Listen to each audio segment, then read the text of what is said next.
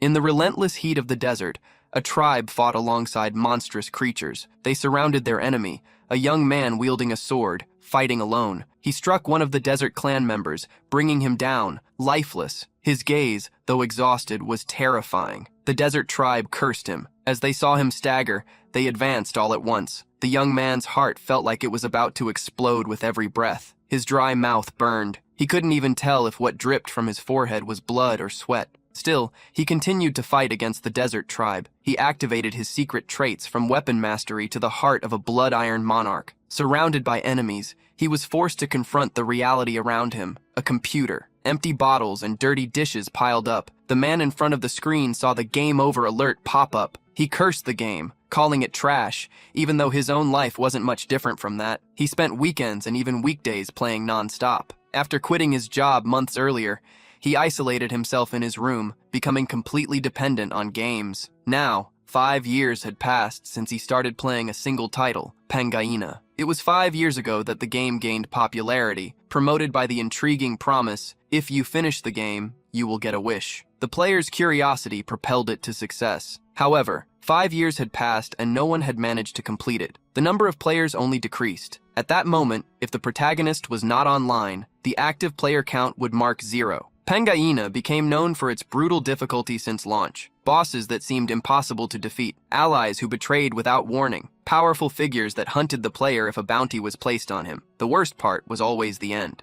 If the character was eliminated, everything would disappear. This would force the player to start from scratch. It would be extremely difficult. The popularity of Pangaea plummeted to nearly nothing. The protagonist suspected that someone within the company was preventing players from completing the game. This was despite having a character with 215 unique items.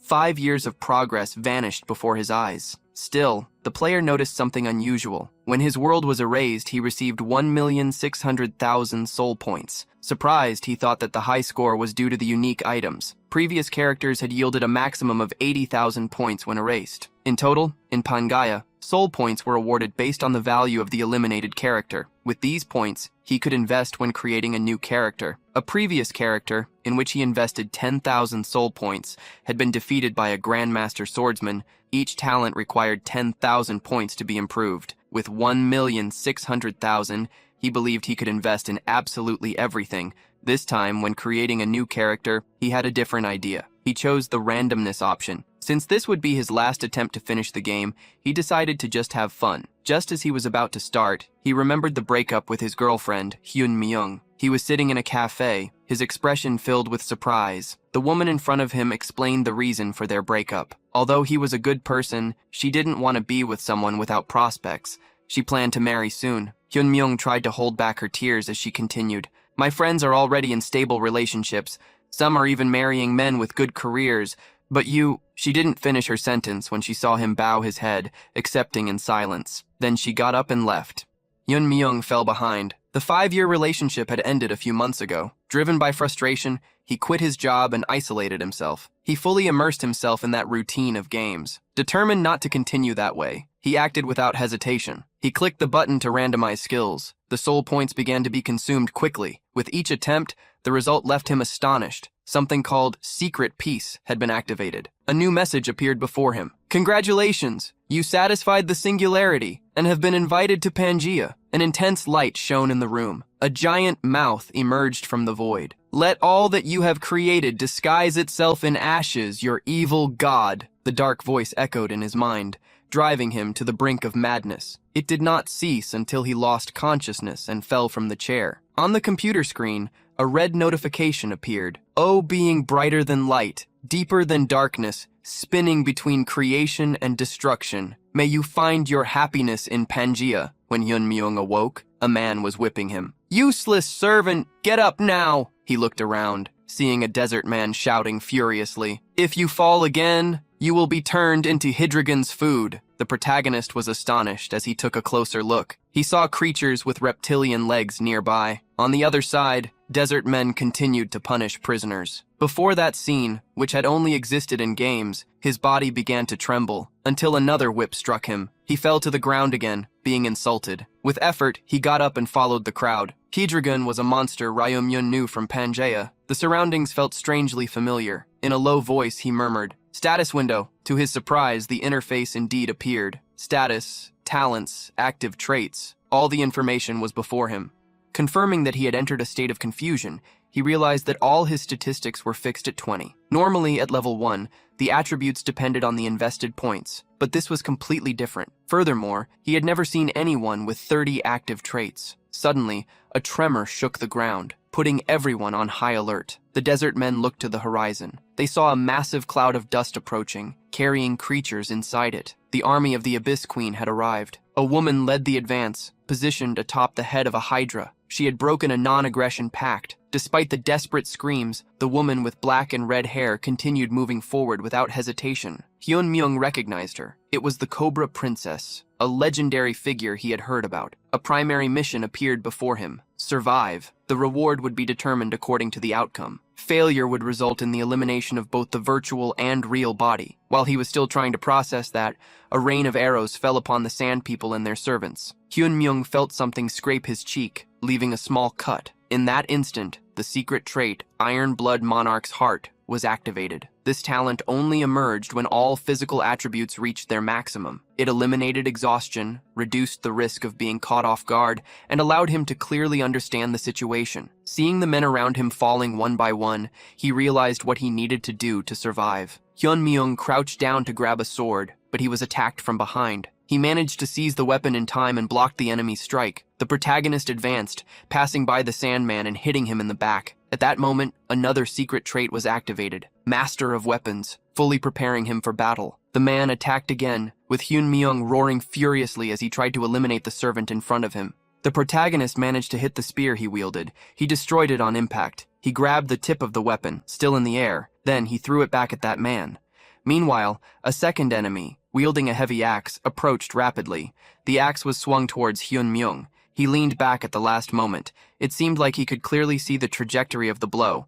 It passed by him as if in slow motion. Hyun Myung managed to recover and block the next attack. Then, he received a line of energy connecting him directly to the man's heart in front of him. Following the path of the enemy's weapon, he thrust precisely at the point, indicated by that invisible link. The man was struck squarely, but Hyun Myung did not hesitate. He took the axe the man carried. He used it against its owner. Hyun Myung began to feel the weight of exhaustion. Around him, other desert men still remained ready to attack. New notifications began to appear before his eyes. Hidden trait, due to the effect of magnificent hands. His proficiency with weapons increased. His proficiency with sword and spear reached level 6, with the maximum proficiency being level 10. Reaching level 6 so quickly was impressive. He was already at the level of renowned knights. Hyun Myung stayed focused, aware that miracles would not last forever. In front of him were at least 500 troops. Against all of them, he needed to survive. Hours earlier, in an imposing castle, a queen received a subordinate who knelt respectfully before her. The woman coldly remarked, "The expedition to the demon world has failed. Is that true?" "Princess Cobra," the young woman confirmed, sadness visible as she observed the failure in the desert city. She understood that the fools of the central continent would blame them for the failure.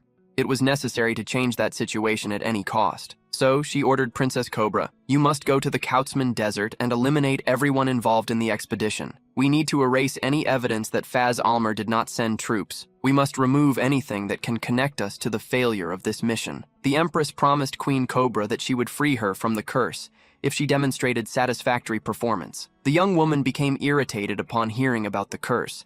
However, she contained her emotions and accepted the mission. The Empress reminded her firmly, "You cannot fail now." Queen Cobra questioned one of the army's subordinates about the mission's outcome. He, despite his evident fear, had to inform her that there was still a slave resisting. This sparked the queen's curiosity, noted by dozens of fallen enemies on the battlefield. Hyun Myung still stood, panting after the intense confrontation. He ascended to level 2. His human life points were fully restored and all fatigue disappeared. The desert men received a firm order. "Get out of the way, the queen is passing." Hyun Myung finally faced Queen Isabella von Dersian. The level 8 character could not leave the desert due to the curse she bore. As the Queen of the Desert, Hyun Myung knew she would not be able to defeat her in direct combat. With the highest level in Pangania, being level 10, the mark that separated the weak from the truly strong was level 7. From that point, the true presence of each being was revealed, and the difference between levels became nearly impossible to overcome. Level 8 meant she could be considered one of the most powerful anywhere. Facing the queen from that distance felt like the omen of an inevitable disaster. Observing Isabella's information, Hyun Myung noticed the detail about the curse and widened her eyes in surprise.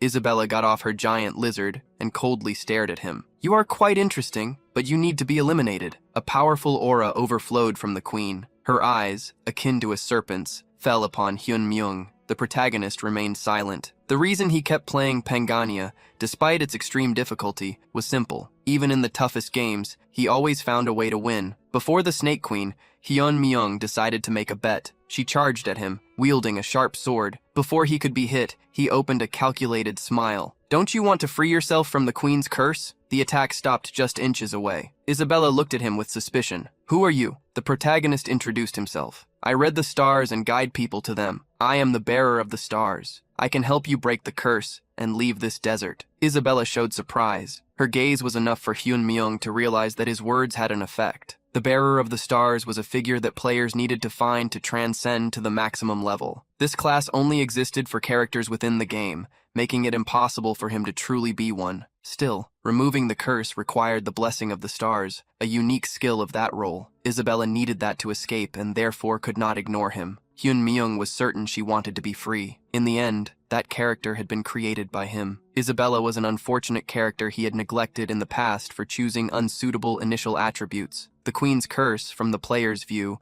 only served to limit progress at the beginning of the game. However, characters were meant to reach the end of the journey. They should explore the world, but Isabella ended up trapped in that place, imprisoned by her own curse.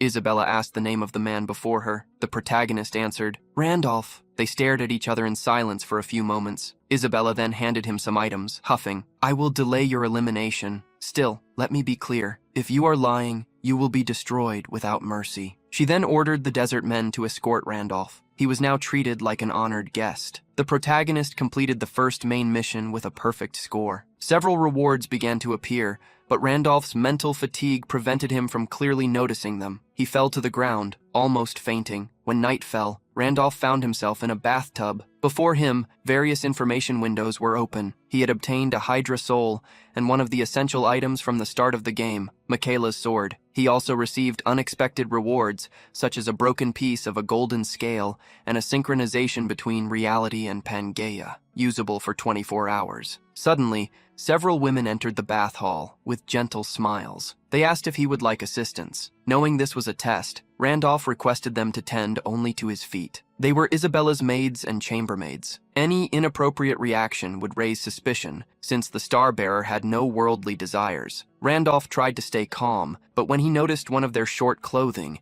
he quickly needed to divert his attention. He then opened a status window to avoid looking at them. Something immediately caught his attention. 7% until the Pangaea rupture. When the rupture begins, the borders between Pangaea and reality will shatter. Looking more closely at the interface called Hall of Fame, he saw his name in first place in the points ranking, followed by other players. One of the maids tried to call him, but the protagonist was completely distracted. On the list, there were two familiar names.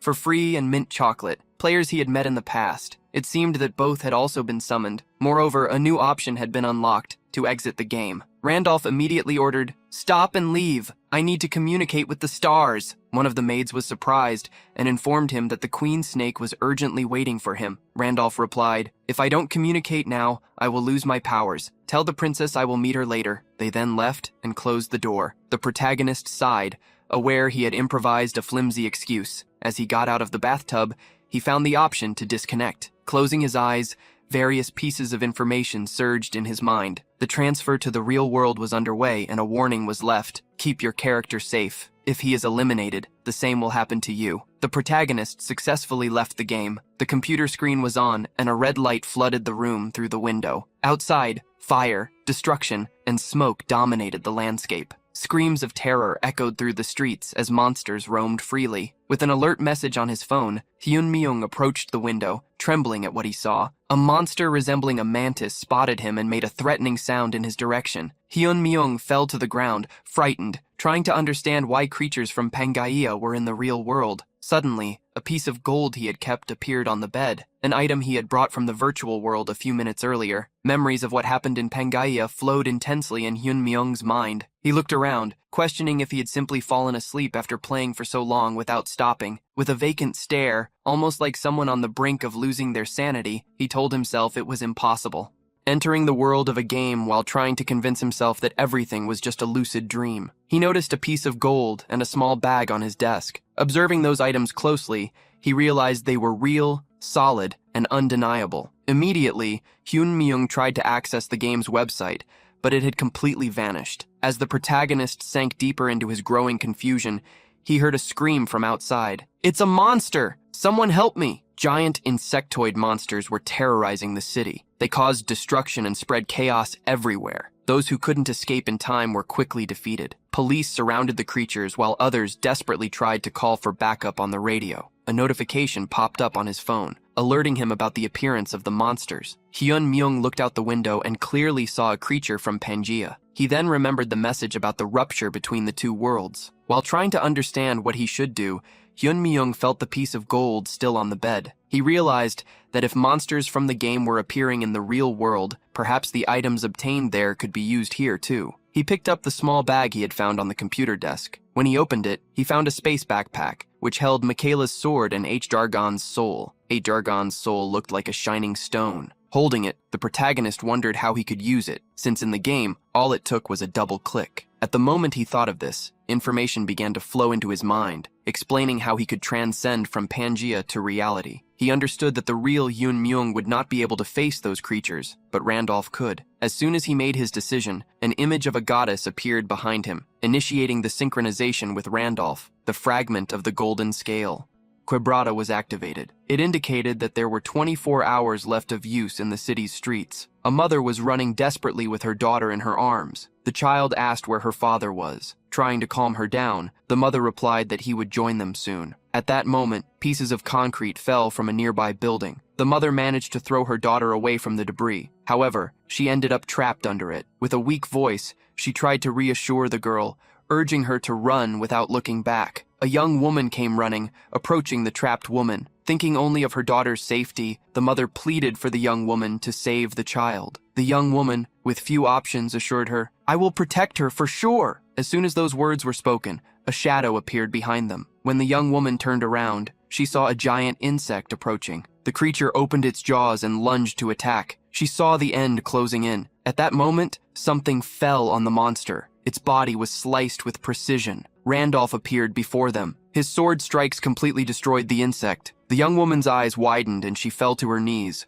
realizing she had survived. Unable to comprehend, she asked who the man in front of her was. Another monster suddenly appeared, trying to attack Randolph from behind. The woman screamed, warning him of the danger. However, the creature was devoured by a huge beast that emerged immediately afterward. The young woman looked up, completely shocked. Before her, behind the man, a 9-headed dragon had appeared. Randolph climbed onto the creature and said firmly, "Stay still." Not believing what she was seeing, the young woman wondered if it was all just a dream. The little girl broke free from her arms and ran towards her mother. Other people began to appear from all sides to help with the rescue. When the young woman looked back at the man on the dragon, she saw him effortlessly eliminating other monsters. Once again, he wondered who he was. Monsters appeared all over the world, not just in Korea. These creatures attacked people and destroyed entire cities. But they weren't just monsters. Heroes capable of defeating them also emerged. They were immune to conventional weapons. Riding on a slain monster, a man raised his sword and shouted, "Don't worry, I will protect all of you." The world was facing a sudden and inevitable change. Holding his phone while watching the broadcast of one of these heroes, a man mocked, "Idiots! They are wasting fragments of broken gold scales." The player known as Massacre held a golden piece in his hands. What he witnessed confirmed his suspicion. Reality and Pangea were beginning to merge. Both worlds could become one. Amid this new era of chaos, everyone was a competitor. Those who gathered more fragments and power would become the protagonists of this new reality. Massacre, who held 5th place in the ranking with 163 points, saw the scoreboard change for the first time in 2 years. The top scorer had reached an impressive 220 points. He wondered if the first place, Randolph, was the so-called Spirit. Spirit was a player also known as Ghost. Since no one knew his true identity, he was referred to by these two names. He formed the first expedition with characters from the game, called Demon Realm Expedition. He was the only one to reach the final stage, although he faced defeat soon after. To everyone, he was the #1 player in Pangea. As the strongest character of a player, he would be summoned after his death. Massacre concluded that Randolph must have been summoned at the moment of the expedition's failure. Although the appearance and equipment were reset, the talents were retained, which explained his high score. A short time later, Randolph returned to Pangania. He recalled everything he had witnessed in the real world. The situation was starting to make sense with his last character. He had almost reached the end of the game during the Demon Kingdom expedition. However, hired mercenaries delayed the progress. Even allies controlled by the system betrayed him. Regardless of the possibilities he considered, those interferences were always beyond expectation. He then reflected, what if all those variables were summoned players just like me? Players who didn't want the end to be reached, or who saw it as a direct rivalry. People who attacked him in the past and could do it again. If the boundary between reality and Pangania was collapsing, he could not simply hide. Upon exiting the game to ensure his safety in both worlds, Hyunmyung decided he needed to become stronger. Stepping out of the bath, he headed to the room where Isabella awaited him. She asked if he had finished communicating with the stars. Randolph confirmed, showing that he had returned as promised. While Isabella sent the maids away, Randolph declared he had a condition to help her. When they were alone, he demanded, "Take me to the sanctuary!" Isabella, the young woman, widened her eyes. "Surprise! You're crazy! The second main mission was to obtain a class, and the one you want is at that location." To convince her, Randolph revealed, "There's a star in the sanctuary." Soon they arrived at the sanctuary, and Isabella eliminated the guards in an instant, showing no difficulty. There was no more reliable ally than Isabella at that moment. A few hours earlier, Randolph had asked her to take him to the sanctuary, claiming there was a star in that place. Isabella was confused by the request, but he insisted, without backing down. Having found the 4th star in that sanctuary during his gaming, the protagonist believed he was the only player who knew its location. He stated, to free her from the curse. "I need to get the star," Isabella responded desperately. No one could enter the sanctuary, but Randolph corrected her. "You can." He warned that there was no time to waste. He told her to think carefully about the situation. Swallowing hard, Randolph knew he could not fail at this moment. They arrived at the location exactly as he remembered. There was a passage to the underground that led to the sacred ground. As they descended the stairs, they entered the desert sanctuary. A side quest was generated immediately. The area contained a large amount of poison and evil energy, but thanks to Randolph's secret trait of resistance, he remained protected. Being only level 2, he could not even step there under normal conditions. Standing next to Isabella, he believed it would not be difficult to explore the sanctuary to complete the side quest. But what really mattered in that place was obtaining the class one he had long desired. When they reached the underground area, they found an abyss that needed to be crossed by jumping over stone pillars. Isabella observed the abyss and smiled faintly, seeing no problem. However, she soon turned to leave. "It seems we chose the wrong path." Randolph grabbed her arm. "Where are you going?" Isabella explained that the bridge made of stone pillars was a trap. Downward drafts would pull anyone trying to cross it unprepared. The protagonist taunted, "Are you afraid?" Isabella's fighting spirit was immediately awakened. Challenged, she refused to back down, although she kept insisting that it was dangerous. Randolph then crouched down, offering for her to climb onto his back. Upon seeing him propose such an absurd idea, the young woman shouted, "Do you not want to live anymore?" Randolph insisted, reminding her that time was running out when dawn arrived and the defeated warriors. If they were found, she would become the main suspect. A pursuit team would be sent after her. In the end, Isabella accepted. She wrapped her arms around him and told him to hold on tight. The protagonist started running, but not towards the stone pillars. As she saw him charge directly toward the abyss, Isabella screamed in despair. At that instant, the secret mutant trait was activated. This trait allowed one to see what was invisible to the naked eye. Hidden stairs appeared before him. Isabella was surprised to realize there was an invisible path. He confirmed that this was the true route. Confused, she wondered how he knew all of this. She, even as the second in command, was unaware of such details. Moreover, the sanctuary was filled with poisonous air and dark energy. He didn't even show any difficulty in breathing. Randolph shot her a light and teasing glance. He didn't know that the second in command of Faz Almer had a fear of heights. Watching him act with such ease, but without the arrogance of someone powerful, made Isabella feel as if he treated her like an old acquaintance. This led her to question if they had met before. The protagonist replied enigmatically, "We have never met in the same place." While she remained confused, he continued climbing the invisible stairs and added, "I've seen you, but you've never seen me." As soon as he finished speaking, Randolph touched a barrier. An intense light exploded around them. The light transformed into a clear sky. They were no longer inside a cave, but in a vast field covered in grass and flowers. It was a domain barrier, a technique that concealed the true landscape, revealing it only to those who followed the correct path. Using his memory to recall the route, Randolph faced some stones hiding a hole. From there, a small red light emerged. That light revealed itself as an eye. The stones began to move. They formed humanoid figures on the chests of these creatures. A symbol of fire shone brightly. By the size of the golems and the rune on their chests, Randolph concluded they were at a level far superior to his. In his current condition, he would not be able to face them. He provoked Isabella once more. His legs were still trembling. To prove otherwise, she ordered him to stand still and just watch. The golems advanced towards them with overwhelming force. A massive stone fist descended upon Isabella. The young queen cobra smiled confidently. In the next moment, cuts appeared on the stone arm. The golem was destroyed before the attack could be fully perceived. With absolute confidence, Isabella declared, "This will end soon." She then charged forward, attacking the other golems in sequence. Even having developed that character in the past, the protagonist was still impressed by Isabella's combat techniques. Cuts continuously appeared on the bodies of the golems, destroying them and revealing the overwhelming power of a level 8 character. In just a few moments, Isabella defeated all the enemies present. A notification appeared before Randolph. "You can now obtain the Golem Creator class." Randolph was surprised to realize that the system had recognized Isabella as a member of his group. In Pangaea,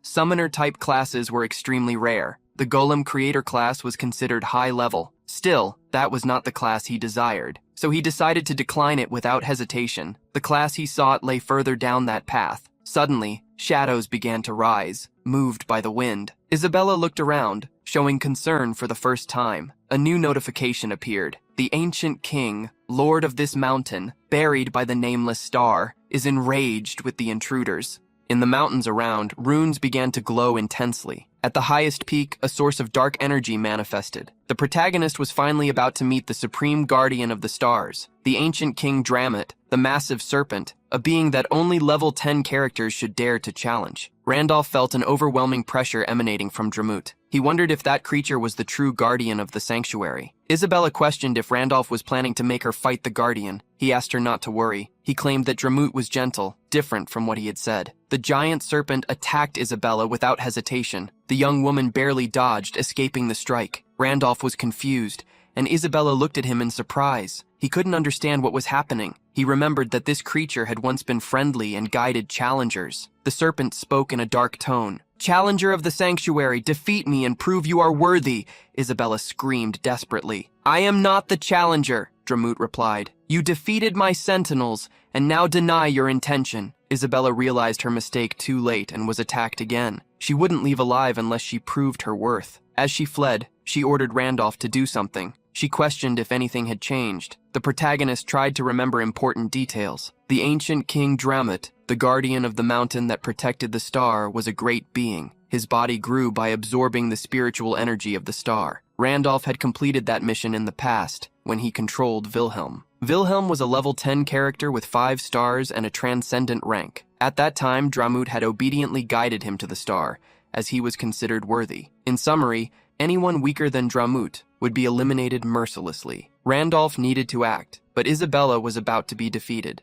Because of the sanctuary's poison, her movements were becoming slower. After being thrown to the ground, she saw the huge tail of the serpent approaching. In that brief moment, she thought it had been a mistake to trust the star-bearer. When the strike was about to hit her, a voice echoed, "Stop, Dramut!" The serpent interrupted its attack and turned its gaze to the young man. "How do you know my true name?" The protagonist walked towards it and declared, "My master Wilhelm has returned." Upon hearing that, Dramut questioned and then began to laugh. It was as if it was the greatest joke it had ever heard. Randolph covered his ears as the serpent mocked. "You didn't even prepare to receive the star. You are weaker than my own sentinels." Wilhelm was a powerful human, a perfect transcendent, worthy of being my master. However, he failed on the expedition, and all his stars were lost. That means he ceased to exist. Even though he has departed, a lesser creature like you does not have the right to speak his name. Opening its mouth, Dramut prepared to devour Randolph in one bite. The protagonist stood firm and commanded, "Honor the contract we made." Dramute interrupted its attack again,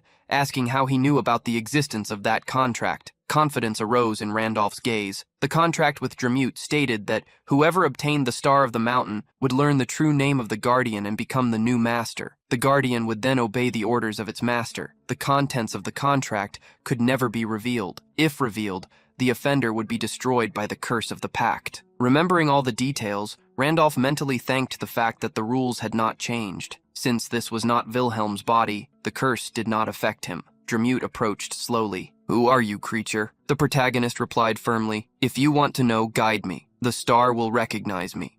Dramute warned you that the star showed no mercy to those who were unqualified.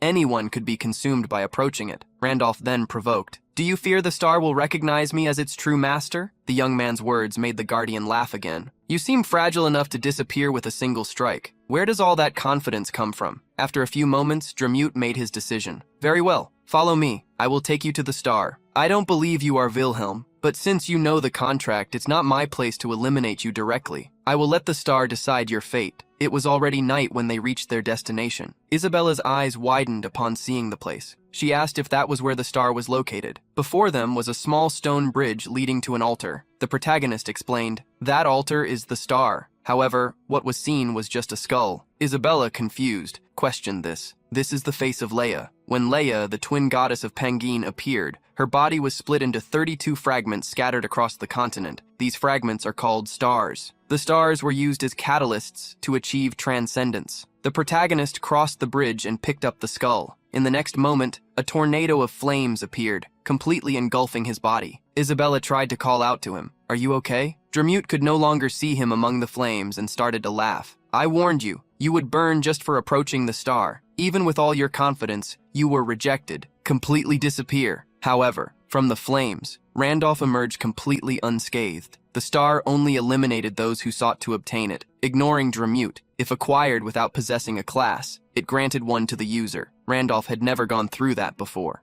for he had found her in different circumstances in the past. Leah's skull began to speak. Empty, magnificent hands, master of arms, demonic resistance, lord of beasts, golden grace, celestial mutant, great gluttony, wise, druidic affinity, the heart of the iron blood monarch, and he who faced destruction. After naming all 13 secret traits of Randolph, the skull vanished, turning into light. Notifications started to appear. Mana converted into star energy. Main skill acquired, star piercing. Secondary skill acquired, blessing of the stars. Star effect obtained. All attributes increased by 5 points. The more stars you possess, the greater the power. The star effect will remain even after transcendence. Class acquired, star successor. Isabella watched Handorf with extreme surprise. He had absorbed the star. The protagonist then asked, "What do you intend to do when your curse is removed?" Still dazed, Isabella replied, "I want to leave the desert and find the lineage of the Darcy family." Randolph made a proposal. "I can bless you to leave the desert, but with one condition. Serve me for 1 year. After that, I will grant you your freedom and help you find your family." Isabella hesitated for a moment,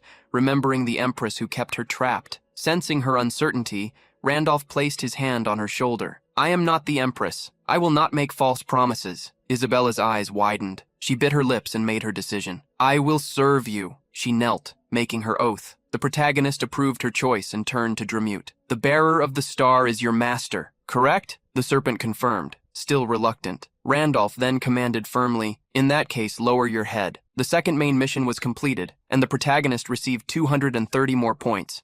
The Raoul of Fame was updated. A series of notifications began to appear rapidly. Beginner's luck. The constellation of fortune smiles intensely. Enhanced rewards. The constellation of adventure applauds your boldness. Various combat constellations started to take an interest in you. At that very moment, the queen discovered what had happened. Fury took over her. She informed a guard that Isabella had entered the sanctuary with a captured man. She ordered the desert warriors to apprehend both of them immediately. In the real world, in a coffee shop, some people were talking. They believed that Randolph was the ghost due to the extremely high score. The two men, very similar to each other, talked with a young woman. They questioned whether they should contact the ghost before the other players. A young blonde woman, dressed in gothic clothes, commented that they had searched for him for years, without success. One of the men explained that this happened because the ghost was never an ordinary player, but still, there was a way to find him. Since the secret auction would take place as a reward for the second mission, they believed they could encounter the ghost at that event. The young woman imagined that he would also need items if he wanted to secure first place in the third mission. The skill known as fishing could be used to locate someone through the auction. The first place holder would sell a high-quality item at a very low price. Then, a skill linked to a talisman would be used to attach a location tracker to the buyer. New players, not knowing this practice, often bought these cheap items and ended up being scammed. One of the men wondered if the ghost would fall for something so simple, since he likely knew all the functions of the talismans in the game. The young woman trembled as she realized the flaw in the plan, but her gaze soon filled with excitement as she imagined. Another possibility: he failed. Yet, he still initiated the great expedition. This kind of decision is not normal. If he finds a cheap and useful item at the auction, he might end up buying it. If he wants to confront him, go ahead. But if he comes after you, he will be eliminated without a chance. That's the ghost I know. We need to find him and bring him to our guild. The brothers started a connection while the young woman kept talking non-stop. The ranking of the second mission was displayed. Randolph was again in first place. Massacre wondered what class he had obtained to score so many points. After eliminating a target, he realized he still couldn't use the secret auction, but that didn't worry him. His plan was simple: track players using the fishing technique and climb the ranking by defeating them in-game. Randolph continued his exploration. Standing on Dramute, he quickly completed the mission, obtaining the teleport skill book, which could be used once a day. Riding Dramute proved to be more efficient than he expected. Thus, he could leave the sanctuary while completing the exploration. At the same time, the accumulated experience leveled him up to level 3. Although his progress was slower than that of common characters, the more talents one had, the more experience was needed. He needed almost 10 times more points than usual. Still, since his attributes also increased proportionally, he had nothing to complain about. What made him even more satisfied were the items obtained in the second main mission. Among them was the Cloak of Shadows, which allowed him to become invisible when activated. While analyzing the rewards, Bremet noticed something unusual. The guardian of the sanctuary detected a presence approaching stealthily. He alerted Randolph about the intruders. Isabella concluded that it was the Queen's personal squad. Curious, she asked what he intended to do. Would the Queen not come personally?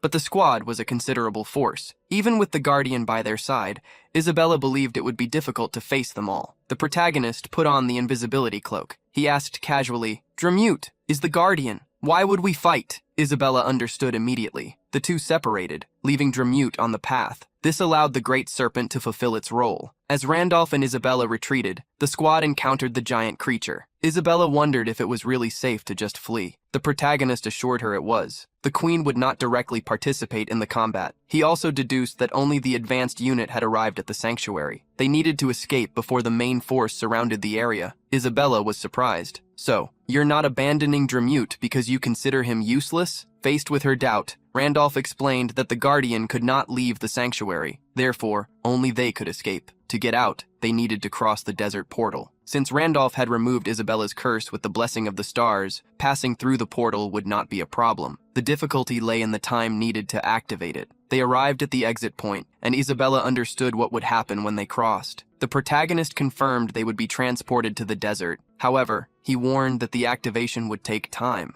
Isabella asked how much time would be needed. He replied, "About half a day. As you can see, there is no safe place to hide in this desert. Ideally, the entire squad would head straight to the sanctuary, but they would probably try to track them. Still, with Dramute slowing them down, there would be a small window before they noticed the escape. During this time, Randolph needed to communicate with the stars. Despite the importance of the moment, he needed to check what was happening in the real world. He could not remain in Pangania continuously. After explaining the plan, Randolph asked if he could trust Isabella. She held on.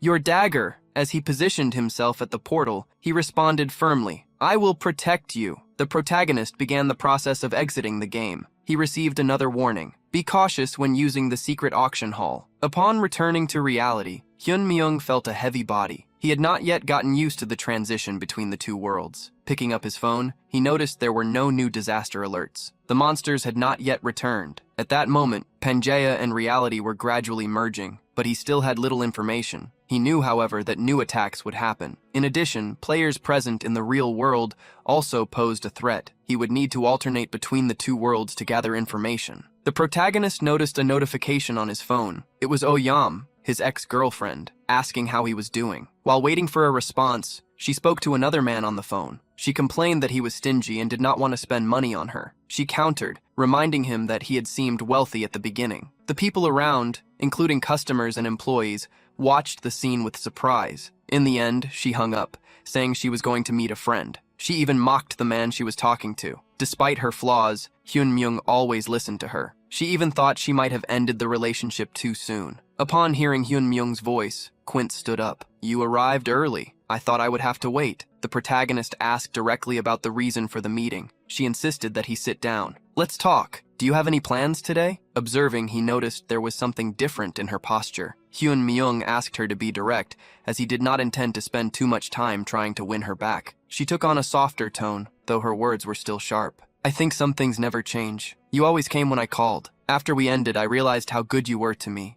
I missed you. Didn't you miss me?" The protagonist ignored the attempt. He thought about asking for something to drink. Even though she had arranged the meeting, she didn't care if he wanted anything. After listening to her for some time, he stood up. He was determined to leave. Irritated, Kim Seo-yoon protested. "Wait, you didn't hear me. I said I missed you. Is this because of what I said when we broke up?" The protagonist interrupted her with a direct question. "Seo-yoon, does your new boyfriend know you're here with me?" He added, "If you plan to be involved with multiple people, you should at least delete your photos from social media." Kim Seo-yoon became furious, her face red with anger. She tried to follow him, insisting that he listen to her. Days ago, Hyun-myung would have panicked, but now he was calm. It was as if Randolph's growth was influencing his mind. As he left the cafe, the protagonist saw chaos in the street. A man, accused of stalking, was holding a girl by the hair. In his other hand, he wielded a sharp object. He shouted to the crowd, "Enjoying the show? What are you looking at?" Feeling the contempt of the people around him, he lunged at the girl. She closed her eyes in despair. However, someone grabbed his arm firmly, stopping the blow. The girl opened her eyes, surprised not to feel pain. Holding the attacker's wrist, Hyun-myung spoke firmly. "That's enough!" The man, furious, questioned why the young man was interfering, but he cried out in pain as his wrist was squeezed. Even without using the golden fragment, Hyun-myung felt he had become stronger, throwing the man to the ground. The protagonist asked if the girl was okay. Relieved, she thanked him. The protagonist observed her, realizing he knew her. She was the young woman who saved a child the other day. As they talked,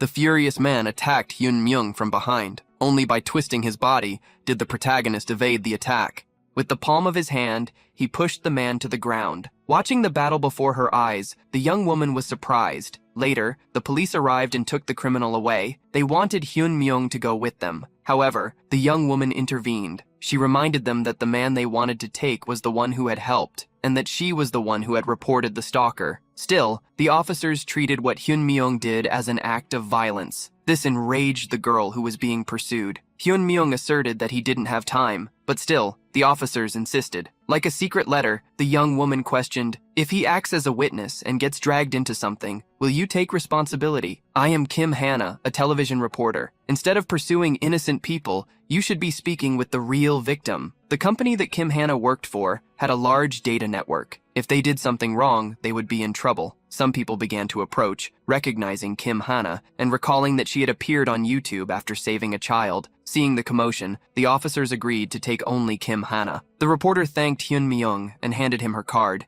She was covering the Dimensional Warriors. According to her, that was the name she had given to those facing the invading monsters. The protagonist understood. That was the name they were giving to the players of Pangaea. As they talked, Quincy Oyeon rushed out of the cafeteria in despair. She ran to Hyun-myung and hugged him by the arm. Kim Hana asked if the woman was his girlfriend, pushing her away. The protagonist denied it with a look of shock. Quincy Oyeon saw her ex-boyfriend exchanging contacts with another woman. She discovered the name Park Hyun-myung. The reporter praised him. She asked him to call her the next day so they could have coffee or dinner together. Seeing Hyun-myung move on, Kim Seo-yeon became furious.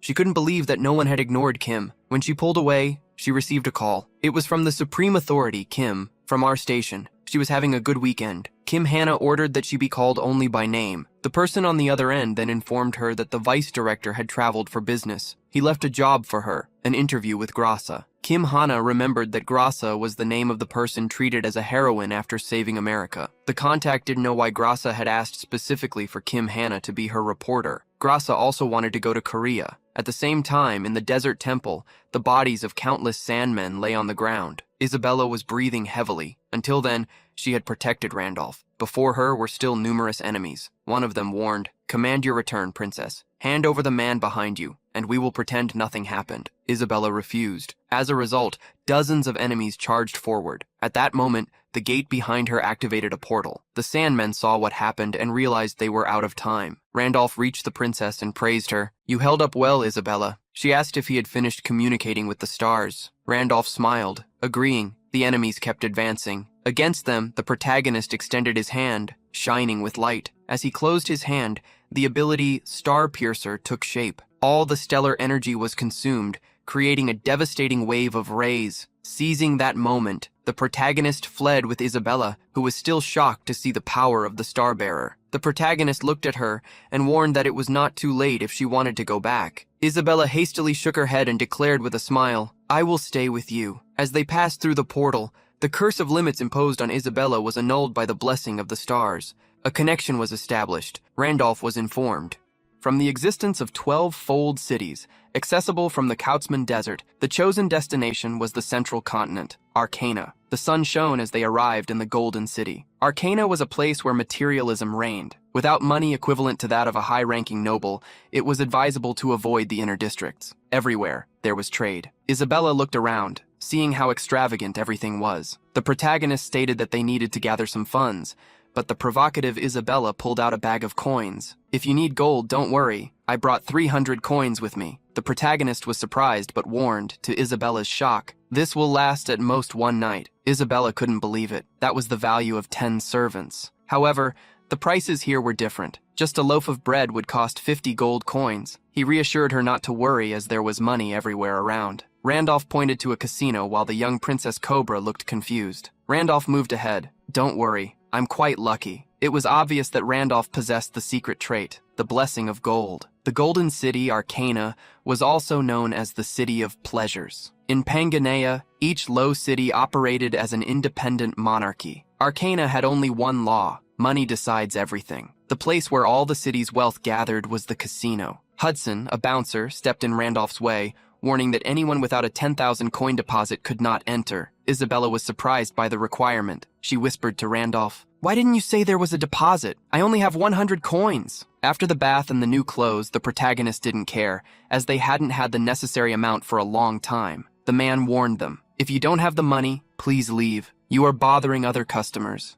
The protagonist extended his hand. "I don't have money, but I have an item. This must be worth enough, right?" In Randolph's hands was a crystal, the Fairy Queen's tear, a mortal rank item. The security guard trembled upon seeing such an object. He ordered, "Let's treat ourselves like VIPs." All the staff bowed to welcome Randolph. Isabella, curious, asked, "What did he give?" "The Fairy Queen's tear is a talisman. It was one of the rewards he received for visiting the sanctuary, an item worth at least 1,000,000 gold coins." Isabella wondered if it was all right to leave something so valuable with the casino. The protagonist nodded. "It's fine. It's just a deposit. As soon as I win more money, I can get it back." The first game they found was roulette. After several rounds, everyone was already impressed. The player had started with just over 1,000 gold coins. He had surpassed 1,400,000 in wealth. Randolph trusted the blessing of gold. When money was at stake, there was no better trace than this. Isabella celebrated that they were rich, but it was at that moment that the roulette dealer announced they were banned from the casino. There were several customers around copying their bets, which had become a serious problem. Many were upset because Randolph was being expelled. However, they would still have to leave. Isabella showed a fierce look. However, Randolph accepted without complaining. But first, he insisted he needed to speak with the owner of the place. The roulette man stated that wouldn't be possible. Randolph corrected him. "It's not I who want the meeting. Your boss will want to meet me, so tell him about me." At that moment, a man stood in front of the Fairy Queen's tear. He used an observation level 8 hand to analyze the item. Hudson was impressed. He wondered who the owner of that item was. The Fairy Queen's tear is carried only by the Knights of the Fairy Queen. The fairies rarely leave their realm. A Knight of the Fairy Queen is so powerful that even defeating him requires at least 3 individuals who have reached level 10. This makes the task almost impossible. Having searched for such an item everywhere, he never found anyone selling it. However, now, the item had gone straight to his casino. Hudson swallowed hard, anxious. At that moment, someone called him. They informed him that the man who left the talisman wanted to meet him. He claimed the gentleman wanted to see him. Hudson was surprised. With a slight smile, he instructed the employee to call him and serve some tea. Randolph sat across from Hudson. Isabella, behind the sofa, watched them. The protagonist crossed his legs, waiting for the casino owner to speak. Observing Randolph, Hudson didn't think he looked like a powerful fighter. He was the first to speak. "I heard you said you wanted to talk to me. May I ask what you meant?" The protagonist told him not to hide, knowing he wanted the meeting. "You need the talisman I used as a deposit." "I don't need it." Hudson's eyes widened, but he quickly composed himself, keeping calm. He commented, "So you know I collect rare talismans?" He affirmed that Randolph was correct. He had already planned to call him to negotiate. Sipping the tea, the protagonist stated he wouldn't refuse if the price was worth it. Hudson offered $2 million, believing it was a generous offer. Isabella was shocked. $2 million for a simple talisman? After a second of silence, the protagonist multiplied the value to 20 million gold. Hudson warned that this amount was enough to buy a mansion in the center of Arcana. It didn't matter how rare a talisman was. It was only used to reforged weapons. Therefore, he asked if Randolph believed the item was really worth that much. The protagonist answered directly, "Not for me, but for you, yes." Hudson stated he could not pay so much for a mere hobby, placing the cup on the table.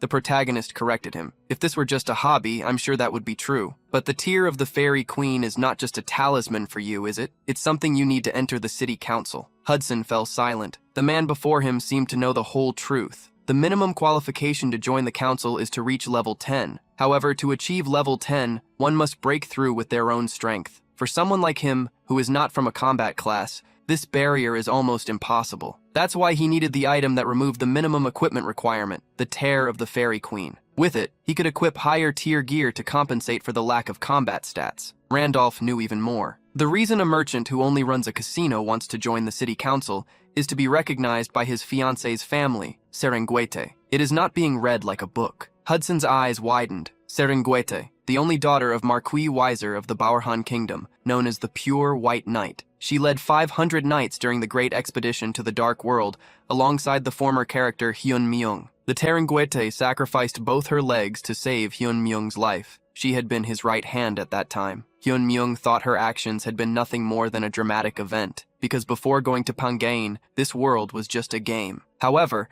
after losing Wilhelm and awakening in Pangin, realizing that game characters could actually be players, Serengwete's old words came to his mind. Serengwete had asked him to return her reliquary to a certain person, in case she did not come back alive. When he investigated the item, Hyun Myung discovered that the necklace contained a photo of Serengwete and her fiancé. Based on everything he knew about Serengwete, Hyun Myung believed she did not have a fiancé. Someone was influencing the original parameters of the character. The reason for this could only be that Hudson, like him, was a player who had been assimilated into this world. He had never revealed such information to anyone. Hudson asked how he knew something like that. Randolph had discovered that Hudson must have arrived in this world a long time ago. He needed to extract as much information about Pangaina and the other players as possible. The protagonist raised his finger to the sky. He said, "I didn't know. I heard about it. The stars told me." Surprised, Hudson asked if he was the bearer of the stars. The protagonist told him not to believe it if he didn't want to. He claimed he could give Hudson what he needed. Randolph asked him to accept a simple condition.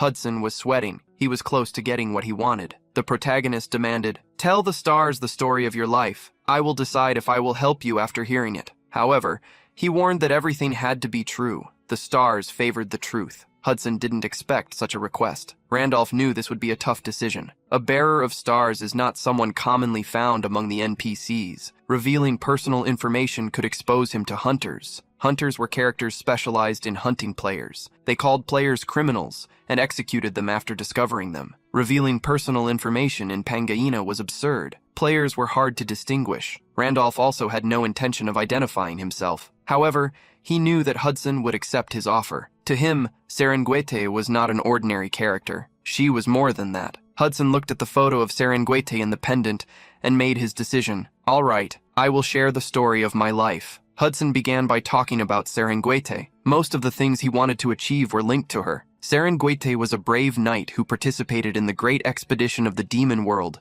led by the 8 heroes. Randolph questioned, "What are you talking about?" For the expedition had been led by Wilhelm, Confused, Hudson corrected him. Wilhelm was the most famous, yes, but it was led by the 8 heroes together. According to Hudson, there had been fights among them, which led to the expedition's failure. That was what history said. Everything the merchant said raised doubts within the protagonist. He questioned who these 8 heroes were. Hudson, being questioned, stated that such figures were legendary. Among them, Wilhelm was the strongest. At that moment, Grasa, a blonde player, was sitting, looking at news on her cell phone. She was analyzing a report by Kim Hannah about a man who appeared before her, saving her. An assistant informed Grasa that he had scheduled the interview with Kim Hannah. He asked why he needed to go to Korea personally. They could bring the reporter to him. Even the government wanted him to stay in the country. However, Grasa wanted to go personally. She felt that the man she saw fighting could be a friend she was searching for. Leaving Pangea, the protagonist could hardly eat during the meeting with Kim Hannah. She asked if the food was not tasty. Smiling uncomfortably, he merely said that he was tired thanks to something that had happened. After telling Hudson to talk about his life, Hudson ended up talking all night. Because of this, the protagonist obtained information about the so-called 8 heroes. The protagonist asked Hannah if the place they were in was not too expensive. Kim Hannah reminded him of the stalker he had scared off last time. That was already enough to make the meal worthwhile. The protagonist asserted that was something anyone would do, but Hannah corrected him. Only someone angry would do that. She then looked at something behind him. There was a woman not far away, the same one they had encountered the previous day, staring at them. Coincidentally, Kim Seo-yoon was in the same restaurant. The guy with her looked like the one from the pictures on her social media, the one that Hyun Myung mentioned when they met at the cafe. Kim Hannah asked if they should go to a more comfortable place. The protagonist didn't mind being alone. They needed to ignore the neighbors at the table. Just as he was about to eat a piece of meat, the man with Seo-young appeared behind him. Don't tell me you followed your big eyes here. You not only linger after breaking up with you are a stalker. The man glared at him with a look of disgust. His words seemed like a joke to Ryung Myung. However, the man claimed he had heard that Hyun Myung dragged Chu Yoon to a cafe, crying and begging her to get back with him. The protagonist appeared even more confused, but he understood what was happening when he looked at Chu Yoon. The blue-haired man threatened Hyun Myung. This infuriated Kim Hannah. She stood up, angry. Seeing a woman with Hyun Myung, the man asked if Hyun Myung had rented the argument. Suddenly, he began to draw looks from all sides. To humiliate Hannah, the man threw several bills over her. With her honor being attacked, Kim Hannah responded with a slap to the face. "You crazy bastard!" When hit, he became furious. He retaliated so quickly that Kim Hannah only saw his hand coming toward her face at the last second before being struck. The blow missed, as the man had stumbled over Yun Myung's legs. The protagonist warned him, "That's enough! You're not innocent either!" Enraged, the man rose to attack Hyun Myung, but before he could, a hand grabbed his face and threw him to the ground. As he hit the ground, he couldn't understand how Hyun Myung was so strong. Kim Seo-young shouted, "You are embarrassing, Jin Woo. What are you doing?" Holding the man named Jin Woo, the protagonist suggested they talk outside. He accused him of causing all of this, being embarrassed in front of Kim Seo-yoon. Woo took a piece of gold from his pocket. A small flash of light appeared, illuminating the entire floor. The protagonist was surprised, recognizing what it meant. Some people had already pulled out their phones to film. They saw Jin Woo transform into a warrior from another dimension. He lifted Hyun Myung with one hand. Furious, Jim Yu threw the protagonist to the ground. It was done the same way it had been done to him. On the ground, the protagonist did not move. He had never expected the man with his piercing gaze to be a player. However, there was a reason he acted as if nothing had happened. The trait of the great sage had been activated. It cleared his thoughts and decision-making. He had let his guard down. The level 4 player of the Spearmen class blamed himself for being made a fool. Pangea had a system in the game. Levels ranged from 1 to 10, with increasing experience requirements at each level. The higher your level, the stronger you would be. The fewer talents you had, the faster you would level up. Of course, Youngjin Woo belonged to a class with few talents. Still, the reason Jim Yu was at a lower level, even while leveling up quickly, was because he had never fought before. He was a beginner player who had been running away since the first day he synchronized with Pangea. After some lucky breaks, he had managed to survive the main quests and earned a high-tier class as a reward. He gained the ability to leave the game and never return to Pangea. The protagonist could easily tell that not everyone would start like him. Not everyone would have the heart of a monarch with iron blood or many other traits. It would not be hard to adapt to the virtual world. Seo-yoon hugged Jin Woo's arm to leave. The man huffed as he looked at Ryung Myung. "Consider yourself lucky to survive and never approach Seo-yoon again." The protagonist simply watched him. Revealing to everyone that he was a player wasted the precious time of the golden piece. Kim Hana ran towards the protagonist. She checked if he was all right. She wanted them to call the police, but Hyun Myung reminded her that they had attacked first. It wasn't a big deal, so he wanted to go back to eating. At that moment, the building began to shake. Everyone looked up. The ceiling started to crack. Monsters appeared. Giant leeches emerged everywhere. Kim Hana tried to scream, calling for Ryo Myung to run away, but he was quick. He covered her mouth to keep them quiet. The leeches began to chase people, cornering them, but strangely, they weren't attacking. The protagonist felt lucky because the monsters that appeared were carrion worms. They were monsters that only attacked what no longer had life. As long as they did not attack the worms, a certain entity would not appear to protect them. Some worms surrounded Dinwo and Seoyeon. She was screaming for him to do something. The man obeyed. He conjured a spell that created an energy spear. Myung tried to shout for him to do nothing, but it was too late. The energy spear destroyed the worm in one blow, which made Jinwoo feel powerful. He continued to attack, laughing. The people who witnessed the battle got excited. They used the opportunity to escape. Disturbed by the power, Jinwoo smiled. I was afraid for nothing all this time. They are nothing. Impossible to defeat. The protagonist immediately ordered Hana to move away from where Jinwoo and his big eye were. At that moment, a crimson fog flooded the entire restaurant. Jinwoo looked around, but he couldn't see a foot in front of his face. Hands reached out to him, covering his eyes. A creature of darkness emerged behind him, its voice penetrating. Who attacked my children? The elite monster, the Mamba, had appeared to defeat her. A group of at least 20 level 6 individuals was recommended. On the gloomy face of Mamba, teeth appeared in a smile. She ordered, "Eliminate all of them!" The fog was suffocating many people. They could not even see what was in front of them. Suddenly, Jinwoo, overcome by the monster's order, attacked a person next to him. Due to the effect of the worm's blood, the hallucination status had been activated. Jinwoo saw people as worms. He was about to attack the man when a red fountain flooded the restaurant. A sword had been drawn, protecting the man. Jinwoo looked to the side and saw that he no longer had an arm. In the midst of the fog, Hyun Myung commented, I didn't want to intervene without necessity, but you crossed a line you shouldn't have. The worms began to gather in a pile. At the same time, a sinister laugh echoed. All the monsters joined together, forming a creature with a large mouth and a row of teeth. It praised, "Not bad, not bad. There's a human who looks delicious." The Mamba, the red rank monster, pointed at Ryumion. He would need to do something if he wanted to live. Meanwhile, Kim Hana was looking for Hyun Myung in the fog. She kept calling for him but ended up getting lost. The protagonist moved quickly through the debris,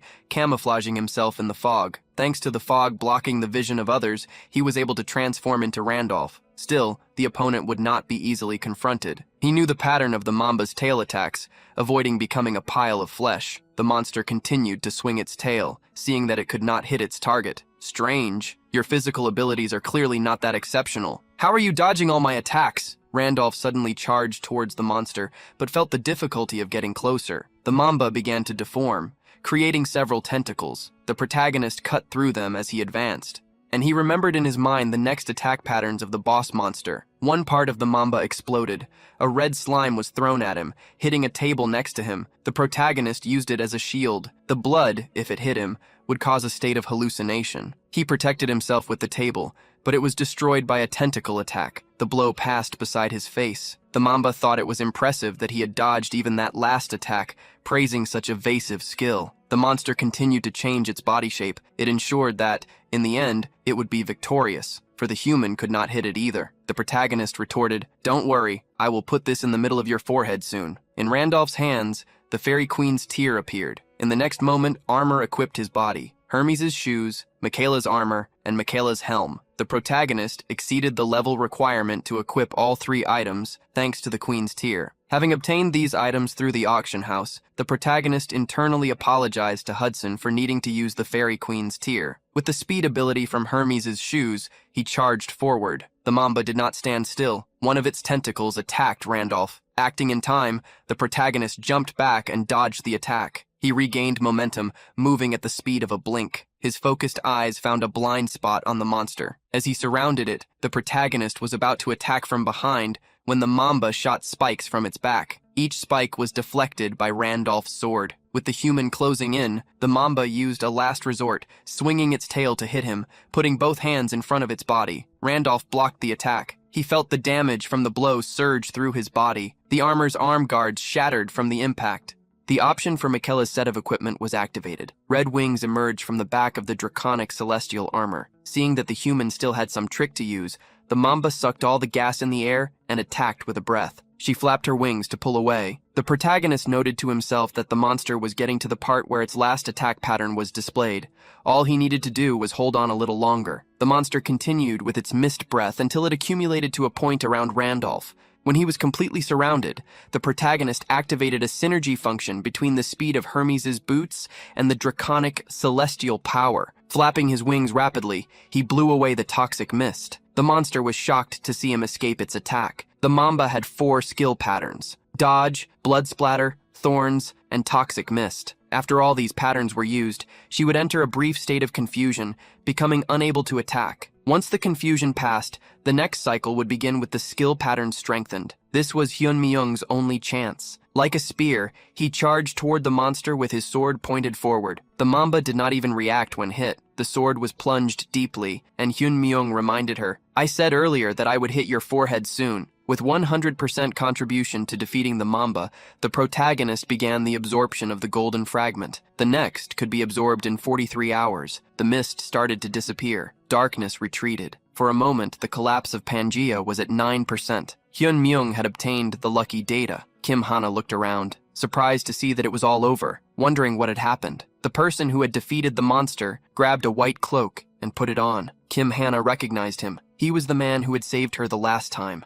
She tried to get closer. "Do you remember me?" Leaving her insecurity behind, the protagonist used the invisibility cloak to disappear. Hannah reached out her hand toward him, but she couldn't touch anything. A person stumbled behind Hannah, calling her. The protagonist scratched his head. "Oh, I finally found you!" After we separated in the chaos, he asked her if she was okay. Hannah felt his concern. The reporter's eyes widened when she saw something in Hyun-myung's hand. She became worried. She asked if he was injured. The protagonist looked at his finger, commenting that he thought some goo from the monster had landed on him, but he said there was no need to worry. Kim Hannah activated her investigative side. "Your clothes are perfectly fine, but only your nails are dirty. When the monsters appeared, you were also incredibly calm. Could it be that you knew what that was?" The protagonist fell silent for a second and averted his gaze, showing confusion. "I was calm, I guess. I just said what came to my mind." Hannah found him suspicious. He acted as if it was nothing. He had appeared at the moment when the man who saved her disappeared. There was no way for Hannah not to think that they were the same person. The next day,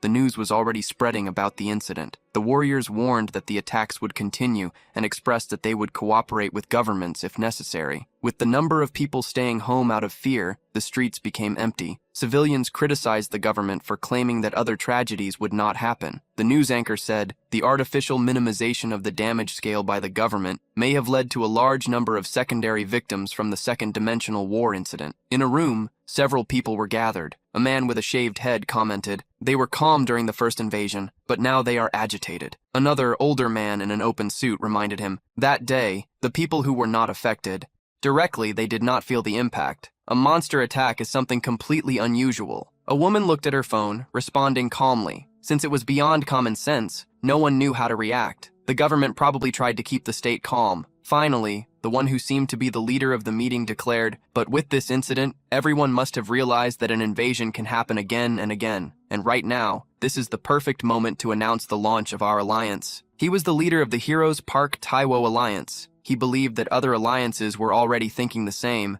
aiming to recruit talent. The woman on the phone warned that they were already checking a mentioned footage. The image was not clear, but she believed that the man who defeated the monster Mamba alone could be Randolph. Confused, someone asked, "Randolph did not only complete the main mission. Number 2, he should be at most at level 5. How did he equip the Hermes shoes?" Park Taiwo stated that a talisman could have been used to enable the use. The only thing they were sure of was that after the ghost disappeared, that man appeared. Both could be the same person. Taiwo did not trust the other player alliances, and therefore needed an object to prevent the next crack. At that moment, Randolph and Pangea saw Hudson shout, "You used the Queen Fairy's tear!" The protagonist felt this infuriating the man. "Did you not say you would give it to me?" The protagonist corrected him, stating that he would help him, not that he would give the item to him. He revealed that Hudson did not need the talisman to achieve his goal. Hudson asked if he was saying there was another method. Crossing his arms confidently, Randolph assured, "Follow me. I will give you a reason to trust me. Walking in the darkness, they arrived at the underground dungeon of the City of Gold, the sewers. Hudson asked why they were going to a place like that. The protagonist revealed, to wash away your distrust.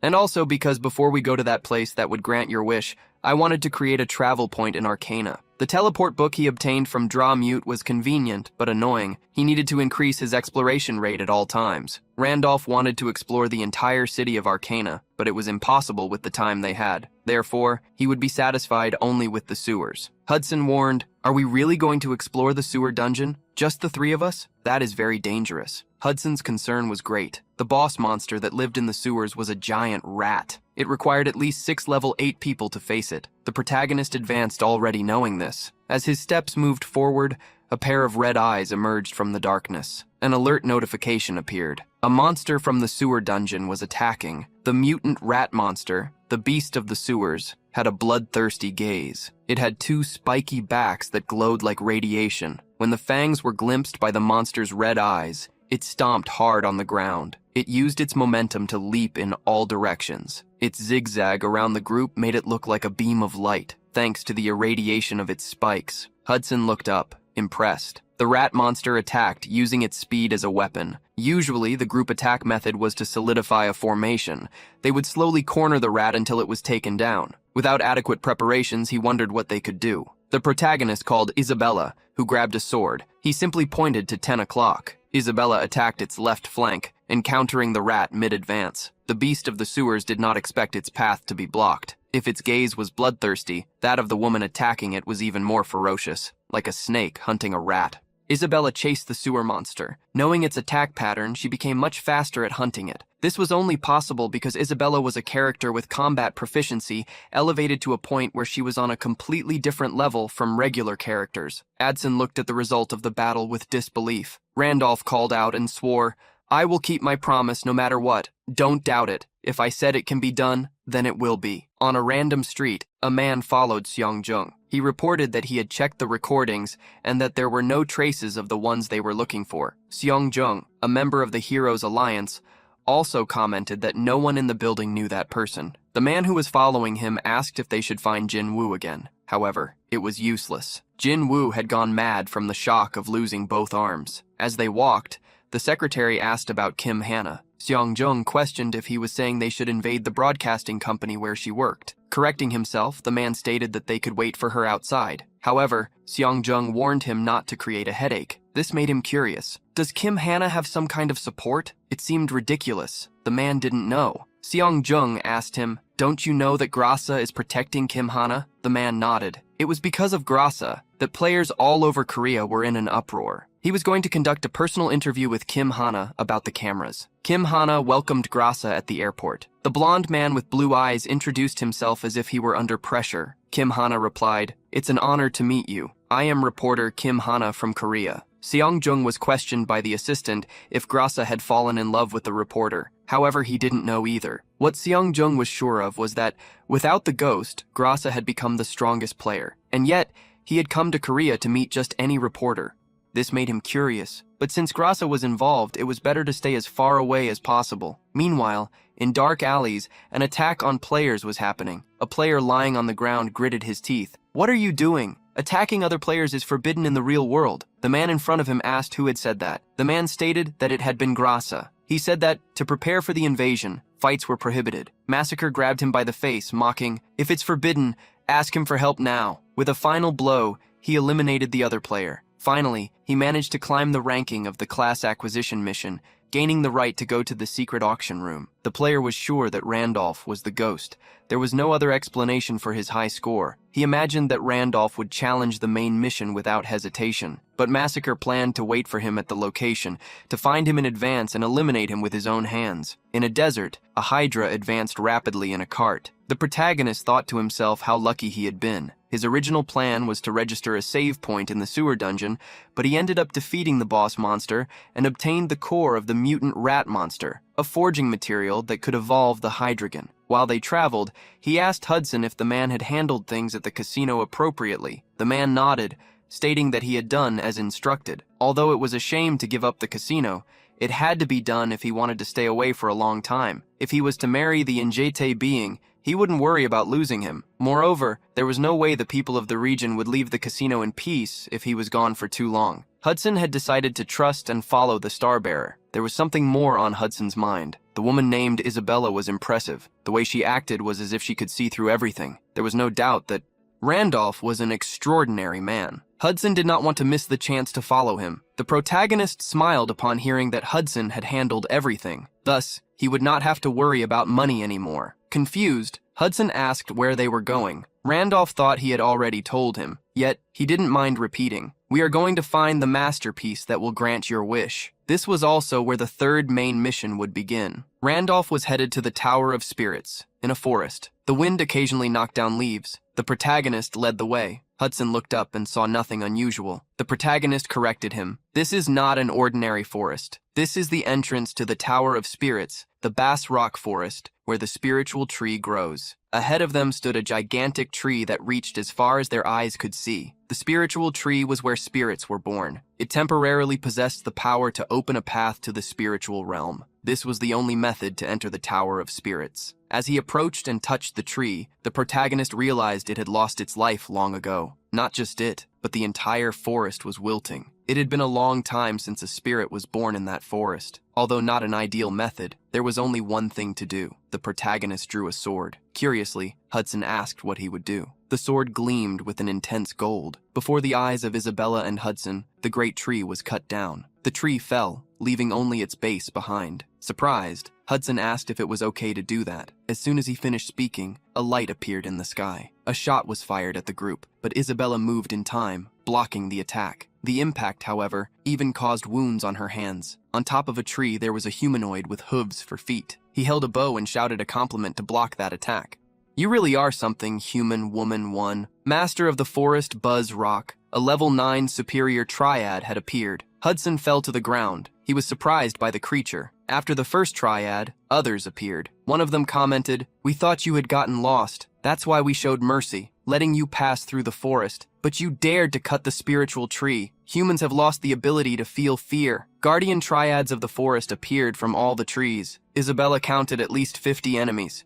If that many attacked at once, they wouldn't be able to defeat them. The protagonist moved closer while saying, "Don't take out your anger on the wrong person. I was the one who cut the tree. If I hadn't done this, you wouldn't have revealed yourselves, would you, Adriani of level 9? Franzel, the Lord, called him crazy. The protagonist asked him to come down because he wanted to talk. Adriani refused and pulled out another arrow. At that moment, Randolph questioned him. "Are you planning to just stand there and watch the forest wither?" The arrow was not shot. Adriani's eyes widened. Randolph declared, "I will bring this withered forest back to life." The protagonist commented that he saw no spirit in the forest. If no new spirit was born, the Dryad should know what would happen to the forest. The protagonist demanded, "Open the gates to the spirit tower, and I will give this forest a spirit." Adrian scoffed. "Even if we open the tower, it is a place where only the chosen can enter. Are you saying a weakling like you can go in there?" Randolph knew this was impossible. To enter the spirit tower,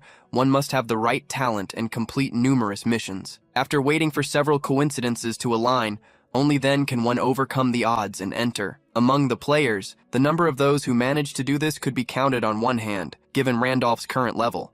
Entering was unthinkable. Of course, that was only if he were an ordinary character. The protagonist commanded, "Shut up and open the gates." An energy sourced from a secret trader overflowed. The affinity of the druid's nature was activated. "I will take responsibility for saving the forest, so open the gates immediately." When the Dryads heard the human's command, they grew furious. One after another, they began to grab their arrows and shout towards Isabella and Hudson. The leader of the Dryads remained silent. He raised his hand and ordered them to be quiet. He then descended, faced Randolph, and warned him, "You had better keep your promise." The protagonist assured that he would bring a spirit back to the forest. He warned of the consequences if that were a lie. Adrian ordered him to follow her. The group reached a sunny spot where some stones were piled up. Adrian revealed that, with the forest perishing, the only way to open the portal to the Tower of Spirits was to use the body of that stone spirit. She reminded Randolph again of what would happen if he failed. The protagonist questioned, "But what if I succeed?" Then Adriani stated that she would give him a worthy reward. A side mission was created from this. Thanks to that, the reward would be winning Adriani's friendship. If he failed, he would lose 5 honor points and have to battle against the forest. Adrienne stretched out her hand,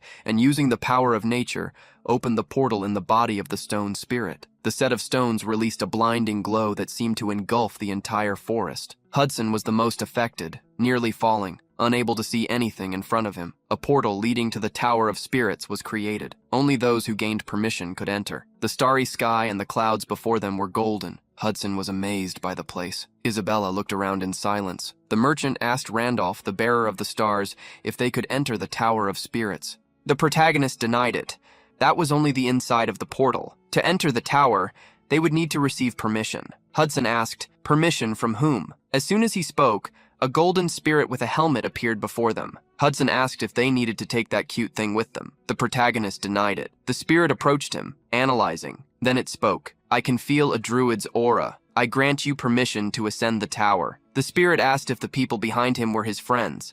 The protagonist confirmed. The spirit then questioned if he would trust such people with his own life. The protagonist replied that he would. The spirit then allowed them to enter the tower as well, but it stated, each of them must face the judgment of the tower alone. The bodies of Isabella, Hudson, and Randolph slowly disintegrated, being taken to another region. The protagonist remained calm, but Hudson seemed desperate. The spirit warned that time outside passed more slowly. Therefore, they could ascend the tower without worries. Thus, it wished luck to the druid. The third mission, to climb the tower, appeared in a foggy place. Bewildered before the protagonist, a large door with a face, skeletal arms, and skeletons in its structure emerged. It had been a while since he had gone to the spirit tower, so he wondered what trial he would have to face to enter the spirit tower. A trial was necessary. It took different forms depending on the elemental affinity of the challenger. When he created Isabella, her elemental affinity was wind. For Hudson, who had an affinity for water, that would be the approval. Before him was a trial of an element he had never seen. He wondered if, when he created Randolph, the randomization had assigned affinity points to all elements. The face on the door opened its eyes, staring. Incredible. A being with affinity for all elements, water and fire, light and darkness. You possess elements that cannot coexist. The words confirmed what Randolph imagined. The face at the door continued. Is it because of the empty element, the one that encompasses all things? However, this is too much to simply be called empty. It is the embodiment of chaos. The door opened and called him. Come, you must face the judgment of chaos. You who opened the approval that was never opened. Be careful. If chaos consumes you, you will never be able to return. The protagonist stepped through the illuminated door. He found the hallway of a mansion. For the last 5 years, Hyun Myung played Pangea without missing a single day. It would not be an exaggeration to say that he was a player who had played Pangea for the longest time. He knew that world more than anyone else. Still, Pangea had countless things he did not know. A game with insane difficulty, impossible to fully explore, yet it awakened an overwhelming desire to be challenged. Pangea still had unknown regions, places that held mysteries. Hyun Myung smiled, for this was why he loved this game. Grabbing a sword, he waited for the judgment of chaos. He aimed to be the first to conquer it. Before him, the scene changed. A man with gray hair and a black cloak appeared. When the man turned to face him, the protagonist was startled. That was Wilhelm, the character he had created. Wilhelm instantly attacked him. The sword flew toward Randolph. The protagonist ducked, avoiding the slash. Setting aside the fact that Wilhelm was in the approval, the protagonist needed to defeat the character who used to be number 1 in the game. He had to win. So Randolph rose and lunged. His strike sent Wilhelm's sword flying away. The sword spun in the air. Randolph thought he had won. However, Wilhelm recovered the weapon mid-air. He continued to attack him. He showed how crazy Pangea could be. Wilhelm's strike created an explosion of debris. He faced the wave of dust. He saw Randolph emerge from it, launching a thrust. The high-level character lifted his leg, kicking him back. Randolph's sword was lodged in the wall beside Wilhelm's neck. Wilhelm tilted his head to the side, dodging. The character spoke. Did you come to reclaim your past glory? Such words surprised Randolph. He was attacked by a sword strike that grazed him. Randolph did not step back. He grabbed the villain by the hair with all his strength. He pulled the character's head down. Wilhelm's expression was still in shock as his body fell to the ground. Randolph obtained a health potion and used it to heal himself. He was relieved to have stocked up on potions with money from the Hudson Casino. Randolph would make use of them, as one by one, copies of Wilhelm began to rise up in a building. An interview was wrapping up. With a laptop resting on her legs, Inanna thanked the man in front of her for coming for the interview. Garcia showed he did not care. Now that the interview was over, he revealed he had a personal request to make. Hannah was curious to know what it was about. He was straightforward, mentioning the article she wrote on the day of the invasion. Garcia asked her to tell everything about the man who saved her. At that moment, in a dimly lit room,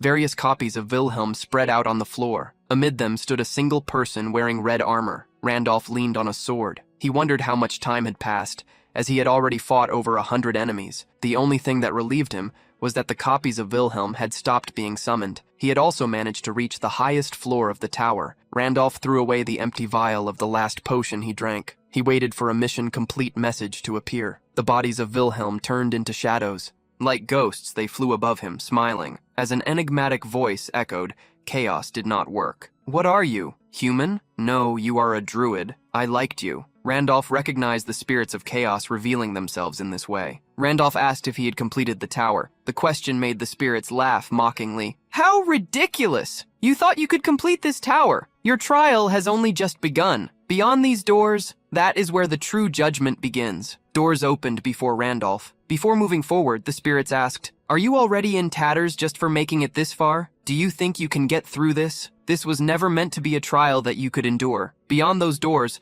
there were hundreds, thousands of illusions of chaos that he would need to fight against. "Give up," suggested one of the shadows. "You will never succeed." However, they were ignored, and Randolph pressed on. In response to his actions, the spirits pleaded, "If you give up here, I will make you a special offer and make a contract with you." "Do not make a contract with me," he said. "If you make a contract with me, it will be like obtaining a star." "How about the location of a unique rank equipment or abilities? The Tower of Spirits defines the reward based on the trial you faced. Complete the Trial of Fire, and you will receive the Egg of the Fire Spirit. Complete the Trial of Wind, and you will receive the Egg of the Wind Spirit. By hatching the egg, you can form a contract with a spirit of that attribute." The trial that Randolph entered was the Trial of Chaos, the first one already open in Pangea. He thought the mission's reward would be an egg of the Chaos Spirit. Spiritual eggs are already rare by nature, and this would be the first to be obtained. Therefore, an egg of the Chaos Spirit should be a high-level reward. However, even before he could complete the tower, they were already shouting desperately for Randolph to make a deal with them. Only such actions made him believe that beyond those doors, there was a much better reward. Even with the sounds of the spirits trying to stop him, Randolph moved forward. When asked if he truly planned to face those illusions, he revealed, "It will definitely be difficult, especially since I've used all my potions fighting those I've faced so far. However, because of that, I memorized their patterns to the point of being sick of them." Leaving the spirits in doubt, he stated with conviction, "I don't need potions or anything like that anymore. I will just repeat the patterns I learned thousands of times." One of the spirits listened to him confused until he smiled sincerely. He didn't expect the druid to challenge the tower for such a ridiculous reason. The main shadow mocked, "You are an idiot that I actually like." Randolph crossed the gates. He was faced again with a golden sky. He looked around, trying to understand the place he was in. Unexpectedly, the message, "Mission accomplished," appeared, and the results began to be calculated. The golden spirit, wearing a helmet, re-emerged. "Congratulations! You really managed to climb the tower, druid." The spirit also revealed that his companions were alive. Confused, the protagonist asked if the matter of true approval starting was a lie. The spirit agreed, revealing that if he had chosen the contract with the spirits of chaos, he would have ended up trapped in the tower for the rest of his life. The protagonist sheathed his sword, mocking, "Those bastards really like to lie, don't they?" Commenting that the spirits of chaos were like that, the golden spirit continued, "You must have received a hint when you crossed the trial, right?" Getting straight to the point, the spirit prepared to deliver the reward and told him to extend his hand. A sphere of chaotic energy emerged to shape the reward. The protagonist felt a bit disappointed. Since there was no other approval, he believed that the reward would continue to be the Chaos Spirit Egg. As he expected, the egg formed in his hand. However, his eyes widened when a change began to happen to the egg. His hidden trait, celestiality, activated around the dark egg. White wings emerged. The message for obtaining the Chaos Egg reshaped. "You have obtained a celestial spiritual egg." The protagonist looked at the egg made of angel feathers, astonished. The item information was simple. One unknown egg that fell from the celestial realm. It said it rests at the end of the light of darkness and chaos. Only celestial beings can see and hatch this egg. From the information Randolph had, Celestials refer to the celestial race living in the celestial realm. The fact that he found this egg is proof that he himself was one. Disbelief arose. No way this is connected to the celestial? My hidden trait? Maybe celestial is not just an overlap of names. Perhaps this could be a trait related to the celestial race. The protagonist asked the spirit before him if he knew what that egg was. The only thing he knew was that this was not an ordinary egg. The King of Spirits had shown interest in it. The spiritual kings are some of the most powerful beings that exist. They are key mediators that make up Pangea. If even such beings are interested, it means this has tremendous value. Despite his curiosity, there was no way to discover any more information. So Randolph stored the egg in his inventory. He thus concluded the third mission. He became the first to finish the Tower of Chaos, earning 240 points in the Hall of Fame. More and more notifications popped up. Beginner's luck. The constellation of fortune is amazed by your results. The rewards have been enhanced. Excited by your adventurous spirit, the constellation of adventure. He licks his lips. The rewards have been enhanced. A constellation reminds you of your victory in the battle against yourself. The rewards have been enhanced. A cursed constellation shows interest in you, the owner of the celestial spirit egg. The rewards have been enhanced. The constellation that guides the black light remembers your name. The rewards have been enhanced. The protagonist recalled how some other constellations took an interest in him at the sanctuary of Dramute. He never imagined that 5 new constellations would also take interest in him. This time, constellations from the Temple of the 100 Stars. They are beings that play important roles in the scene of Pangaea, just like the spiritual kings. From the player's perspective, they are the kind of beings with whom you have nothing to lose by being on the good side. They can assign special missions directly or enhance your rewards, depending on how you complete them. In the game environment, the protagonist has heard that they enjoyed stories told by humans. Now he imagined this meant that they greatly appreciated the chaos trial that was shown for the first time in the history of Pangaea. The reward was evolved by the constellations. A list of 20 items would appear for him to choose 2 of them. Sometime later, Isabella and Hudson cleared the tower and left. Isabella received a wind spirit egg as a reward for her cleaning, and Hudson got a water spirit egg. The number of spirit eggs you receive as a reward is decided randomly by luck. Isabella managed to get 2 spirit eggs and decided to keep her promise to the Dryads, giving them one if they ever hatch the wind spirit and release it into the forest. The Bass Rock Forest could regain its vitality. The Dryad, as thanks, gave the best elixir she had, a mandrake. The mandrake is like a millennia-old medicinal herb, which absorbed the vitality of the forest. It was gifted to Isabella. She gave it the spiritual egg. In the end, the side mission was completed. The protagonist achieved the highest score and first place in the Hall of Fame. Later, the carriage they were following was led by a monster with multiple heads. The protagonist obtained an incredibly good skill this time, the level 11 Guardian Wall. It would protect his body from danger when he was in another world. It would also alert him. The strength of the protection varied depending on the skill level. For 30 seconds, the level 11 wall would nullify attacks of 1-star level or below. When he was in Pangine, Reunion's body would be protected. When he was in reality, Randolph would be protected. Now he also possessed enough golden scale fragments for 72 hours. He wanted to gather as many hours as possible for the future. Hudson suddenly called us and thanked us. He never expected to get a spirit egg. The merchant planned to hatch it as soon as possible. The protagonist agreed, remembering the difficulty of the path from the 9th to the 10th level. Before returning, he wanted to stop somewhere first and asked if Hudson would go with them. Hudson was willing to go anywhere. The protagonist thanked him. Soon, they arrived in an area with several homes, following Randolph and Isabella. Hudson was trembling, unable to believe where they were. The man held his hands to his head, while Randolph told him to be quiet. Isabella asked why Hudson was acting that way. The protagonist explained they were in the Garden of Knights, a territory of the Marquis Wiser. This was where Hudson's desperate fiancé was. Hudson kept asking why they were there. He was not yet qualified to ask Serengeti to marry him. The protagonist told him not to cause a fuss since that was not the plan yet. It was Randolph who wanted to speak with Serengeti. The protagonist walked for a while.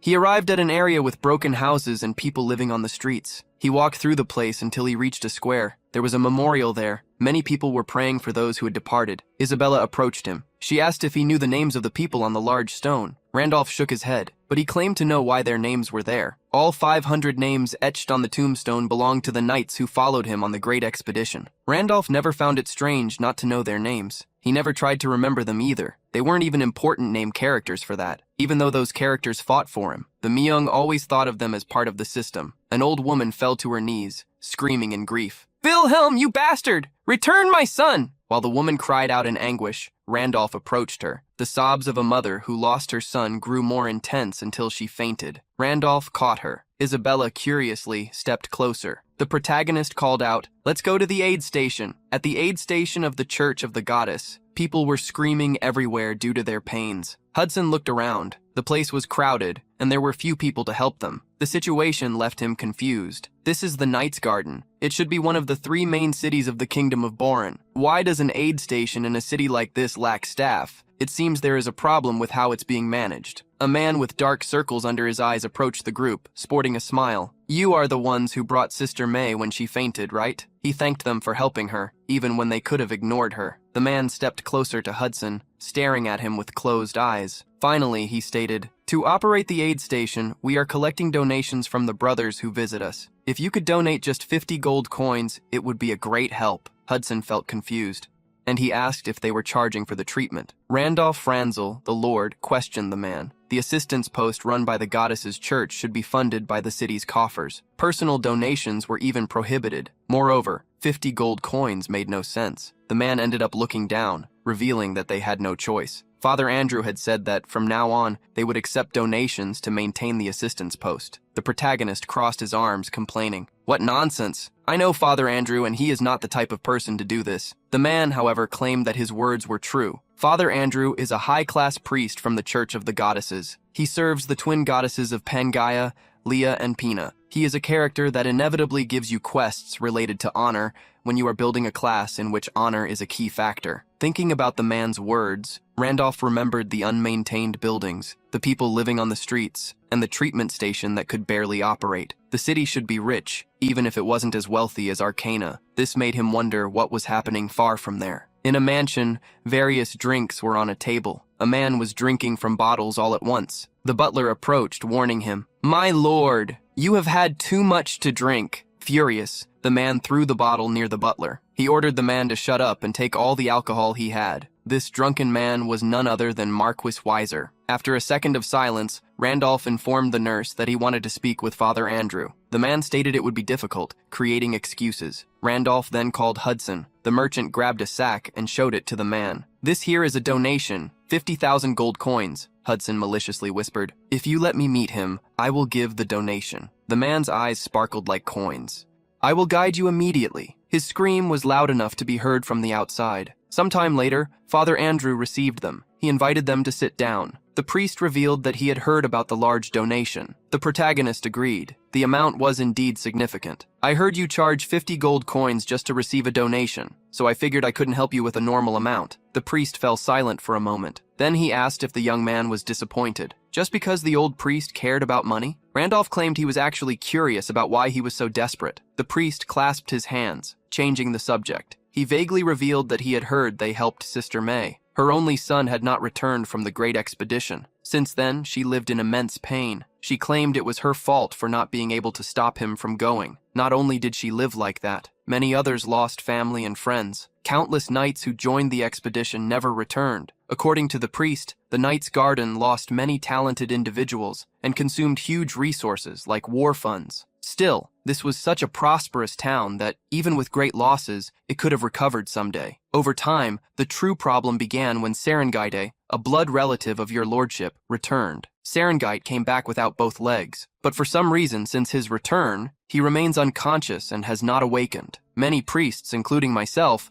tried to wake him up, but nothing worked. Your lordship gathered all kinds of rare elixirs and sought a method, but even that failed. Because of this, the city's finances, which were already struggling, gradually hit rock bottom. In his impatience, your lordship lost his mind and was manipulated by all kinds of con artists. In no time, he reached a point where he incurred huge debts. He used the territory as collateral. After that, his landlord fell into despair and broke. As a result, all city subsidies were cut off. Now, this is the only remaining assistance post. If this place disappeared as well, all the patients in this city would be abandoned. Father Andrew lowered his head as he continued the story. That's why, even for brothers like you who helped Sister May, we demand donations without shame. We had no beds, supplies, or enough staff to care for the patients. Immediately, Randolph understood how the information was unfolding. He asked if Serengeti was unconscious due to a mental shock or a physical problem. The priest revealed that if those were the issues, they would have already treated her. She seemed to be in a state of curse, beyond what anyone's abilities could undo. The protagonist imagined that Isabella could break the curse with the blessing of the stars. He thanked the priest for telling the story and got up. "I'm leaving now. I have business with Marquis Visor." The priest told him to wait, warning that the Marquis did not receive visitors. Andrew stated that in return for the donation,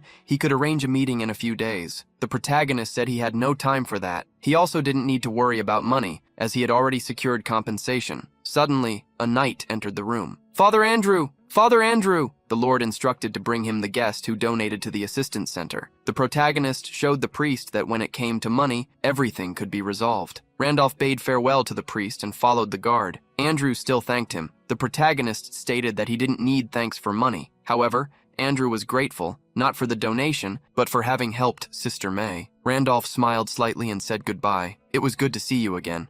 Andrew, the priest, was a bit confused, but he did not insist on the subject. Soon the group arrived at the Marquis's mansion. Isabella and Hudson stood to one side. 2 guards faced them. Inside, there was a large table. The Marquis sat at the head. Randolph sat beside him. The Marquis, recovered from his drink, had a coffee. He scrutinized the man who had donated a large sum of money to the aid center. He wondered if he was a wandering merchant. He did not seem to have supplies with him. Perhaps he could be a rich young master traveling. Apologizing for the abrupt invitation, the Marquis introduced himself. The protagonist could see that the Visor had changed significantly. Marquis Visor was a knight who, in his youth, made a name for himself throughout the continent, thanks to his exceptional skill. His daughter, Serengeti, managed to obtain a star. She became a transcendence in Pangaea with his help. When he was Wilhelm, she ascended the classes of the strongest on the continent. Because of this, the House of Marquis Visor established its position and gained power in the kingdom of Bauhan. As gratitude, he swore loyalty to Wilhelm. Visor was the kind of man who repaid grudges with the sword. He returned kindness with loyalty. But of course, the protagonist did not know if only his appearance had been broken or if his heart had as well. The Marquis was direct, speaking about the financial troubles of the Knight's Garden. Therefore, he would like to make a proposal that would benefit both. The protagonist interrupted him. "I will cure Serengeti." The Marquis thought he had heard wrong. He laughed like never before. Marquis Visor showed a look of outrage, realizing he was not mistaken. The young man before him was just another spoiled rich kid. Randolph began to be questioned if he had only heard the rumors about him and his daughter. If he believed he would receive a large sum of money if he cured her. The Marquis slammed the table furiously, nearly collapsing it. "I have been deceived by trash before." "How do you even lose count? Your gaze was full of fury. What more do I have to give until you're satisfied?" The Marquis didn't wait for a response and sighed. What a waste of time. He called his guards to act. Randall then spoke. "I don't need money, so listen to me." He went on to claim there was a chance to treat Serengeti. The Marquis shifted in his chair, asking why the young man would heal his daughter without wanting money in return. Placing the cup on the table, he revealed, "This is a debt I am repaying to you, just as it is a debt I am collecting. I am the successor to Wilhelm, the Night King to whom you swore loyalty." Randolph demanded, "Take me to Serengeti. I have something I need to ask her. In return, I will heal your daughter, who sacrificed herself for her master." The Lord's eyes widened and he began to laugh madly. Once again, many had claimed to be the successor of the Night King, and the young man seemed just another among them. With fury in his gaze, he ordered the guards, "Eliminate him, along with those outside." A knight raised his sword to attack Randolph. The protagonist looked at him with anger in his eyes. He struck the cup in the knight's hand, sending the sword he held flying away. The Marquis watched, displaying a look of astonishment. The protagonist reassured once more. "Prepare the arena. I will prove I am Wilhelm's successor." It didn't take long for everyone to head to the arena. Hudson and Isabella were in the stands. The merchant questioned what was happening for a duel to emerge so suddenly. Isabella saw Randolph as someone unexpected, but he always appeared with something beyond imaginable. The protagonist observed the knight before him. The man wore a set of equipment blessed by a high-ranking priest. The man warned, "If you are lying about being the successor of the Night King, confess and seek forgiveness. Your life might still be spared." The protagonist stretched his neck, challenging. "Just don't go around revealing my identity as an excuse when you lose." The man swore by the honor of a knight. He He smiled as he advanced. "Let me see the skills of the self-proclaimed successor of the king." The sword swung close to Randolph's neck. The protagonist observed his speed. The knight changed the angle of his sword, attacking with a wide blow. Even with the strongest knights perishing on the expedition, the man in front of Randolph still had better stats than him. The difference was in equipment. He didn't plan to go easy. As Randolph prepared to draw his sword, the knight grabbed it with his other hand. He launched a downward attack. The protagonist moved forward and headbutted the sword's hilt. The sword's pommel hit him in the head, surprising the knight. "You are not a fraud, but a lunatic." In the stands, the lord analyzed the battle, with a man beside him. He had seen many fools claiming to be the knight's successor to boost their reputation, but Wilhelm's fencing was not easily replicated. Having seen it firsthand, he could say that his sword surpassed human levels. It was incomprehensible to common people. Unless he showed a similar technique, Randolph could not claim to be his successor. The battle of swords continued fiercely. The knight praised Randolph for being different from the other frauds, showing talent. That's why he recommended, "Admit your lie and accept my orders. I will ask the Lord for penance for you." The protagonist mocked him. "You have full equipment and you are fighting someone level 3. Even so, you are boasting." The man then claimed he was using those items only because he was ordered to. While making excuses, the protagonist knocked him down, declaring, "I also have many good things. Let me show you my powerful items too." The sword struck the center of the knight's breastplate and ended up being bounced away. In the next moment, Randolph equipped another sword, one made of extreme iron, 2 of them to be exact. The Marquis and his guard were surprised by the double grip. Hudson wondered when Randolph had obtained a sword like that. With 2 swords in hand, Randolph began to pressure the knight, who simply retreated. The time between attacks had decreased. The knight knew that his opponent was trying to win through speed. However, his armor was too hard for the attacks to penetrate. It was like fighting against a large rock. A 2-handed sword was slow, but the damage was high. It would be enough to damage the armor he wore, but against twin swords he felt confident. As long as he defended his vital areas, he would win in time. As he thought this, Randolph dropped the twin swords and retrieved the heavy sword, striking him like a cannon. The knight coughed heavily, and as he fell, Randolph recovered the twin swords again. "Watch closely. I will show you the true fencing of the King of Knights." Earlier, the protagonist had been rewarded with the chance to choose 2 items from 20. He looked around and saw that there were several options. Among the options, he found the Extreme Iron Sword, part of the Extreme set. Just the sword increased mastery with the equipment by 1 level. How could he choose 2 items? He chose 2 copies of the sword. Thanks to the weapon mastery trait, the mastery level rose to level 5 and began to stack with other effects. In the end, with the accumulation of bonuses and the ability to read the memories of the star's bearer, his sword mastery reached level 10. Recreating parts of the sword technique of the Night King Wilhelm, now fighting for the first time with mastery at such a level, he pressured the opponent. The knight continued to defend against the 2 swords.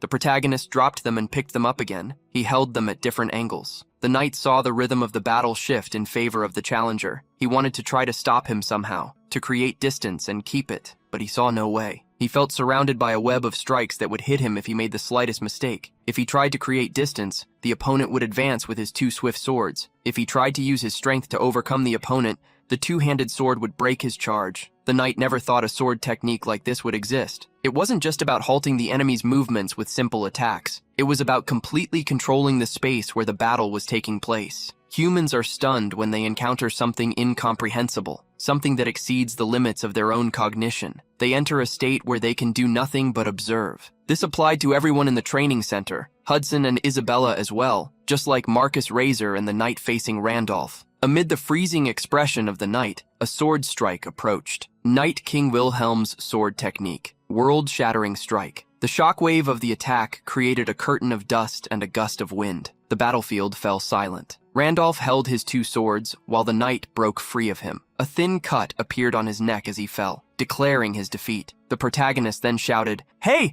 I need to show you more!" The leader of the knights approached Lord Visor, who immediately commanded, "Lucas, treat him with respect." The Lord of the Knight's Garden bowed. He clasped his hands to greet the descendant of the king. The knight lay in bed. Serengüete seemed to be in a weak state. The Lord revealed that she had been like this since returning from the great expedition, even after trying everything to wake her up.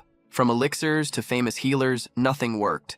Even calling a priest due to the powerful curse, nothing could be done. Randolph observed her with a furrowed brow. His eyes shone with an intense blue, the trait of the great wise man active. As he thought, Serengüete was currently under the curse of the Demon King. This being the curse, it was clear why not even a priestess or the sacred emperor could do anything. However, if an exorcism were performed using stellar energy, the power of a star guardian instead of mana, then it could work. Without doubting Randolph any longer, the Lord asked if he could wake Serengüete. The protagonist repeated what he had said before. He wouldn't be sure until he tried. He reached out to Serengüete and used the blessing of the stars. A golden glow overflowed, illuminating the entire room. Lord Weiser stepped back, mouth agape. All the energy of the stars was being consumed. The energy was insufficient to break the curse, but its limit was temporarily reduced. After a long time, Serengüete opened her eyes. In doubt, she asked, "Where am I?" Lord Weiser eagerly approached the bed. "You are awake." The young woman, weakened, looked at him concerned. "Do you know who I am?" Serengüete murmured. Hudson, Serengüete's father, was about to agree when he realized whom she had called. "Hudson? Who is that?" Hudson was behind the Lord. He trembled with a helpless look. "I'm sorry. I am so late, Serengüete." He thought that as long as she stayed alive, that would be enough. If he became a member of the city council and returned as soon as possible, the Marquis would also recognize him. Hudson thought if she had lost her lower body, then he would become her legs, because as long as she was alive, he would take care of her forever. Hudson believed that he would not give up. An opportunity would arise someday. However, that belief was nothing more than arrogance and greed. Opportunities, shattered like a mirror, were not eternal. Serengüete's body continued to lose its vitality. The face that used to smile brightly grew thinner and thinner. The strong arm that once wielded a sword became like a dry branch. If the bearer of the star had arrived a little later, he might never see her again. Hudson cried out desperately, falling to his knees. Serendite's father looked at him, confused. "Who are you? What are you to my daughter?" The protagonist cut off any discussion, warning, "I know you can't control yourselves, but the curse hasn't been completely removed yet." Surprised, Hudson asked what he was talking about. The father and fiancé looked puzzled by what he meant. The protagonist revealed that in the best-case scenario, Penguet would only keep her eyes open for one day. To fully remove the curse, the stellar energy needs to be higher. There are only two ways to increase stellar energy: level up or find stars. The first thing Randolph needs to do is recover the 5 stars that the Night King Wilhelm dropped when he perished. Due to the secret effect of the stellar successor class, he could read the memories of a star's previous owner. He needed to recover them as quickly as possible. If someone got those stars first, he might never recover Wilhelm's memories again. Having recovered 1, 4 remain. If Randolph wanted to retrieve the rest quickly, he needed to ask Serendite about what happened on the day of the expedition. The protagonist requested that everyone leave the room, stating he needed to discuss something important with the patient. Lord Weiser and Hudson went to the dining room. The father, furious, slammed his hand on the table. "Are you saying that you and Serengüete?" Secretly, they promised to marry. The man agreed, apologizing for coming so late. Hudson heard something unexpected. "I am grateful you came from so far, for Serengüete, but from now on, you will not have her again." The merchant quickly got up. "I know I am not good enough, but soon I will join the city council. I will become a man worthy of being Endite, so please give me a chance." However, the man stated that the reason was not because he didn't like him. With sorrow in his eyes, the Lord revealed the consequences of the great expedition. "It cost us dearly. Restoring the knights and treating Serendite required a huge sum of money. In the end, after the territory's funds ran out, we were left begging for help from other houses." The Lord revealed that when this happened, it was the house of Duke Cien that approached him, a great house in the kingdom of Valan, powerful enough to rival the king. Duke Cien lent us a huge sum, on the condition that we sent Serengüete to him. At that time, I had no other choice. No matter what happened, continuing Serengüete's treatment was the priority. The Lord continued, with regret. "Furthermore, even if Serengüete never woke and our family fell apart, I believed that for the sake of Duke Cien's house reputation, they would not simply abandon a girl they took in. So, I accepted the offer. For this reason, in a month, she will be sent to Duke Cien's house." The Lord claimed he made this decision to protect the territory and Serengüete. Therefore, Hudson should forget her. In the room, Serendite asked who the man beside her was. The protagonist claimed to be the king's successor, Knight Wilhelm. He was there to find news of her final moments. Serengüete would not be easily fooled. "Lies! He had no successor!" As expected of the person closest to Wilhelm, she would not be deceived. The protagonist then spoke. "On the day you faced a star for the first time, you couldn't stop worrying.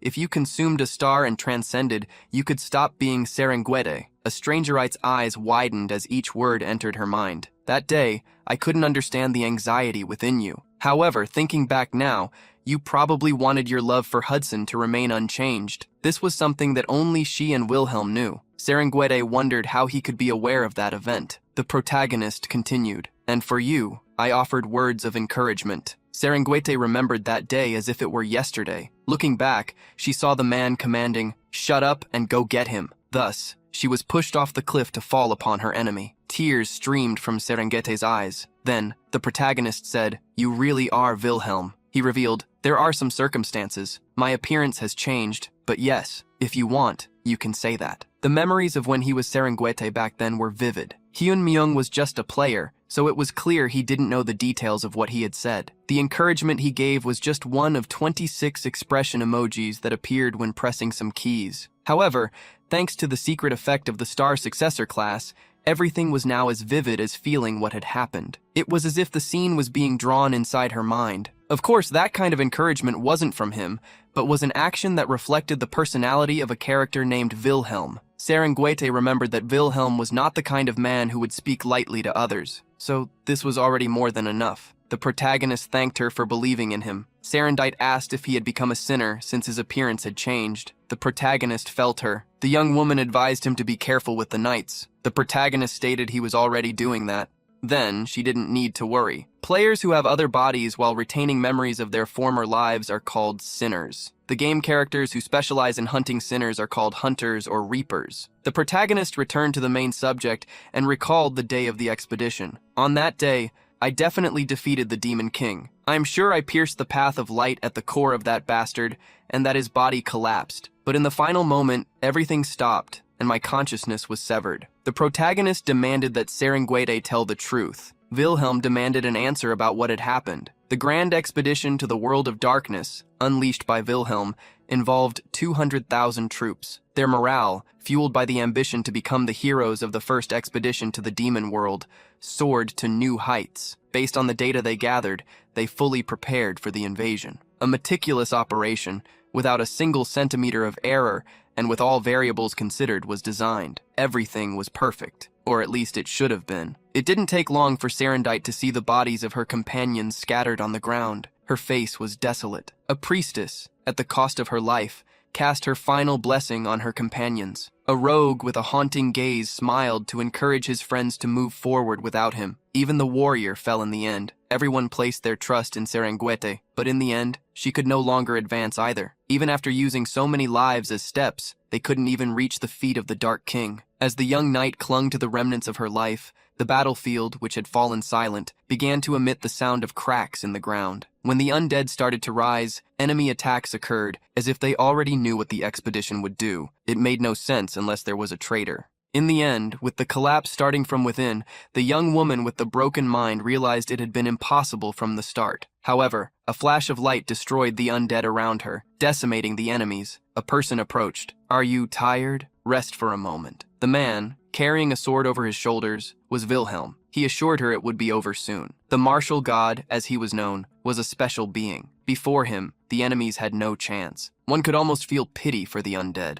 Each of Wilhelm's strikes decimated the ground before him. A deep despair that the chances of victory had ended was cut short by that man with a single sword. He eliminated the enemies. Wilson then helped Serengeti to walk. She thought he did not need to go so far for her, as her body had already recovered enough. He didn't care. Helping her regain some stamina would allow her to fight again. Except for those injured who were left behind, the two were the last survivors. Wilhelm wanted Serengeti to survive and return alive. He remembered how she cried every night, wishing to see a certain Hudson having his secrets exposed. "I wasn't crying," but in the end, she agreed with a smile. "I will definitely see him." As they walked, a large dark magic circle appeared around them. Serengeti, in the midst of her surprise, was pushed by Wilhelm out of the magic circle. She screamed for him desperately. "When you come back, marry or fall in love, live well." The knight saw the future pass before her eyes. She could live, but the expedition would fail. The Night King was saving her life. Even if she returned alone, no one would blame her. That was the terror of the battlefield. If Serengeti managed to return, she could see those she loved and return to a happy life. The lost companions emerged in her mind.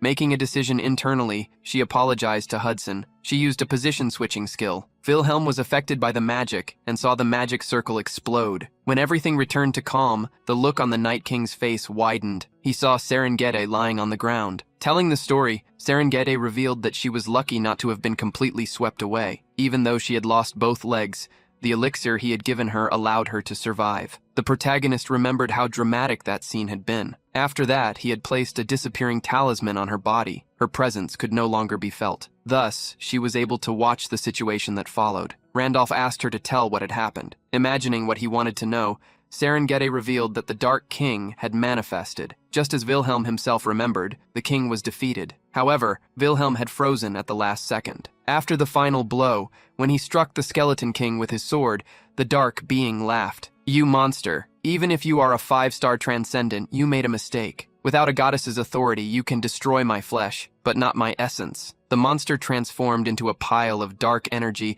and attempted to engulf Wilhelm. The Dark Being praised the Night King and declared, "As proof of my respect, I will use your body as my new vessel." A sphere of evil energy surrounded Wilhelm until a light began to overflow from within him. The light banished the darkness. The spirit of a goddess, Pina, emerged behind Wilhelm. The Dark Being cursed her for intervening so grossly. As the Dark King raged against the goddess, Wilhelm's body fell to the ground. Serengeti revealed she did not know what had happened after that. Having discovered Pina's intervention, the protagonist wondered what had occurred for such beings to appear on the walls of the Knight's Garden Castle. Some guards yawned, bored as they talked. They saw a cloud of dust rising on the horizon. With a stunned gaze, one of the guards tried to figure out what was happening. He saw, emerging from the dust wave, hundreds of pairs of eyes. Shock overtook the knight. He began to shout, "Monsters! Monsters! It's a horde of monsters! The city is under attack!" A long time ago, a war between light and darkness occurred in Pangaea. The goddess Leia ended up perishing, and the continent was divided by darkness. With the separation of the territories,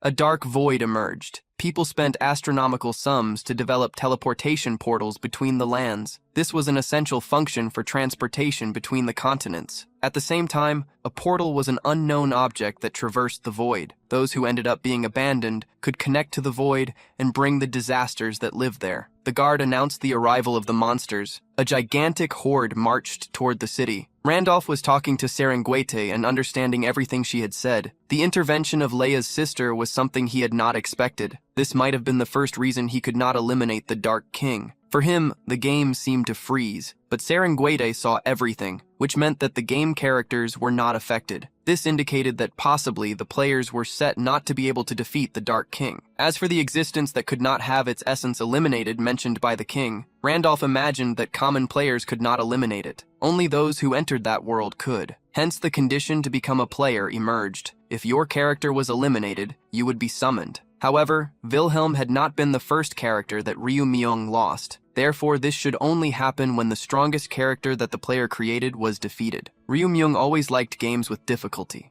Hardcore. He evolved his characters. When they no longer seemed promising, they were abandoned. Another was created. This meant that, possibly, he had never managed to unlock the summoning. Though not certain, Randolph imagined this was the truth. He now knew what the next steps would be. Discover who the traitors were that interfered in his expedition. With the story Hudson told, it was possible that one of the 8 heroes, not even mentioned in his memory, was involved. He decided to hunt down even the last of them. The protagonist moved to the next step. Having failed to destroy the essence of the Dark King, he decided to eliminate the Dark King who summoned the players into the game once and for all, to put an end to it all. The protagonist heard Hudson banging on the door desperately. The merchant entered the room, warning about the attack on the city, leaving Randolph worried. Randolph, Hudson, and Isabella went to the streets, which were already being ravaged. Fire spread through the city. Houses were burning. People were desperate, and knights were trying to stop the invasion, without success. Isabella frowned. An invasion of this scale could only mean one thing. A portal had been broken. Even though he had heard that Weiser neglected the city's finances, Randolph never expected that even the maintenance of the portal was in ruins. Suddenly, knights mounted on horses left the Lord's mansion. With Weiser leading the charge, the protagonist called out to him. He was surprised to see that Wilhelm's descendant was still in the city. The protagonist asked what had happened. According to the Lord, the monsters had invaded. Something had gone wrong at the 3 gates, to the east, to the west, and to the south. Hudson was shocked at the scale of the problem. Though embarrassed to make such a request, Weiser asked if they could lend their strength. The side mission, Defend the City, was generated at the same time as the 4th main mission, Fill the Rift of the Dark Void. The portals were overheating. Before the strongest creatures from the abyss spread out, You must prevent the portals from functioning. The time limit was 30 minutes. Every 10 minutes, a powerful high-level monster would appear. The protagonist never expected Weiser to place such a big mission on him. The Lord begged for their help, as it was impossible for the city to defend itself alone. Hudson, desperately, also asked for help. Isabella requested that he not make decisions based solely on his emotions. The protagonist saw this situation as the worst possible. For now, they were only facing low-level monsters and could barely hold their ground. When 10 minutes passed, hybrid monsters would appear, and everyone would be swept away. A hybrid was something that neither Randolph nor anyone else there could face. The only way to prevent the hybrids from appearing was to destroy all 3 portals. However, there was not enough combat strength. The common soldiers were defending the city. This meant that the Order of Knights, along with the 3, would have to push through the wave of monsters and destroy the portals alone. It would be a dangerous gamble, and the odds were low. However, the reward was something he had never seen: the Golden Scale Shop. A shop that possibly used the items obtained to access the power of Pangea in real life. Time was short. With almost no preparation, there was no way a main mission could be completed rationally. Randolph should give up. There was no reason to throw his life away for something useless. Amid such thoughts, he looked back, seeing the memorial stone. At the same time, people began to scream desperately as monsters invaded through another gate. They couldn't escape. The monsters were closing in on them. They eliminated one by one, from children to the elderly. The screams echoed in Randolph's mind. He clenched his fist tightly. He was making a decision. That was when Lord Weiser saw Father Andrew. The priest was supporting a man, helping him flee. Lord Weiser shouted, "Knights, follow me! Eliminate these monsters and save Father Andrew!" Lord Weiser's sword, though his body was not the same as years ago, still showed his strength. He rushed quickly towards the priest. He ordered him to get on a horse. "We cannot save everyone. If we lose you, the only high-ranking priest, there will be no hope left." Father Andrew swore he could still help, but without realizing it, a monster jumped towards him. Lord Weiser was too far away to defend him. In the last second, a young woman from the desert appeared and eliminated the monster. Weiser's eyes widened in surprise. The priest looked at the young sister with the same expression. Hudson and Randolph walked towards her. The protagonist commented, "This will be difficult this time. Anyone who wants to give up can do so." "Do not say that." Hudson refused to back down. "This is about defending the territory of Serengeti, so I will help." As they moved, Hudson grabbed some potions to distribute. Isabella stared at him. "You talk as if it's easy." Despite the light argument, Randolph asked her to assist them. This was a mission that anyone Sam would have rejected. There was no way to complete this challenge while dragging characters from a nearly crumbling city. The only reason Randolph accepted this mission was not because he felt pity for the people perishing. It was not because he felt responsible for the city's fall after the expedition he led. It was also not because he wanted to protect the family of a subordinate who gave everything for him, much less because he felt guilty, but because he was someone who loved hardcore games. Randolph ordered, "Everyone listen carefully. We will now begin to carve our path through the monsters." The horses advanced, with Lord Weiser commanding the knights. Soon they reached a group of monsters. A knight shouted, "Marquez, are we really going to try to get through them? If we fail, we will be isolated in enemy lines." The man kept trying to get the Marquez's attention, but he was ignored. Weiser knew the mission's difficulty, but he believed in the bearer of the stars and his words. Before the advance, he had been incredulous at the suggestion of a frontal attack. With the number of knights, advancing without becoming isolated in the process was impossible. Randolph questioned him if there was another way, and was left speechless. The protagonist reminded him that they needed to destroy the portals. It wasn't about whether they could do it or not. It was about doing it. With courage returning to his body, the Lord ordered, "Advance! Do not slow down! Do not stop moving!" As they advanced, a large monster with tentacles full of claws appeared before the main gate. Weiser was putting all his trust in Wilhelm's successor. The protagonist smiled, even in front of the monster. One of the tentacles came closer, crashing down on the knights, but a spear was thrown at it, tearing through the tentacle of the giant octopus. While the monster was still recovering, Randolph grabbed a teleportation book connected to one of the portals. As the knights headed to the main gate where the monsters were, someone with horse legs appeared in the rear. A portal connecting to Buzz Rock Forest had been created. Dryads emerged one after another. The forest warriors came together to help a friend. The Dryads attacked, launching their arrows at the monsters. A rain of attacks fell on orcs and goblins. The Lord looked back, quite surprised. He never imagined he would receive help from the Dryads. Another surprised person was Randolph. He never expected that the side mission he received in the forest would be useful so quickly. He had given the Dryads the spirit of the wind. And as a reward, he became their friend. He received a teleportation book linked to the forest against the invading monsters. The Dryads would show him what it meant to be their friend. The leader of the Dryads aimed his arrow at the great monster blocking the gates. If you want to get past him, don't worry, friend.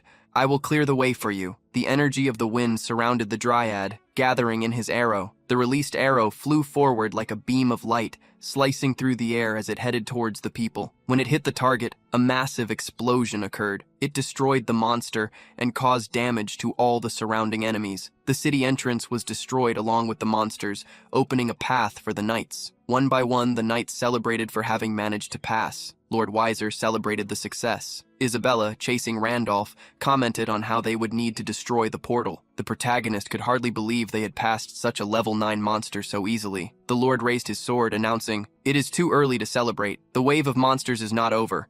We have approximately 6 minutes until the hybrid emerges from the rift. We need to destroy all 3 rifts and stop the wave before that happens. From now on, we will split into 3 units. We will simultaneously destroy the last 3 points.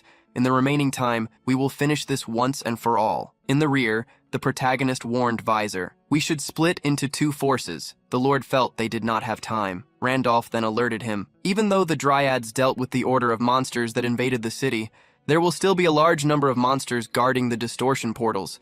If we split into 3, we won't have enough strength to destroy them in time." Understanding Randolph's intentions, the Lord asked what they would do with the last portal. The protagonist made a decision for the remaining portal. "Only I and Father Andrew will go." Everyone was upset upon hearing the decision.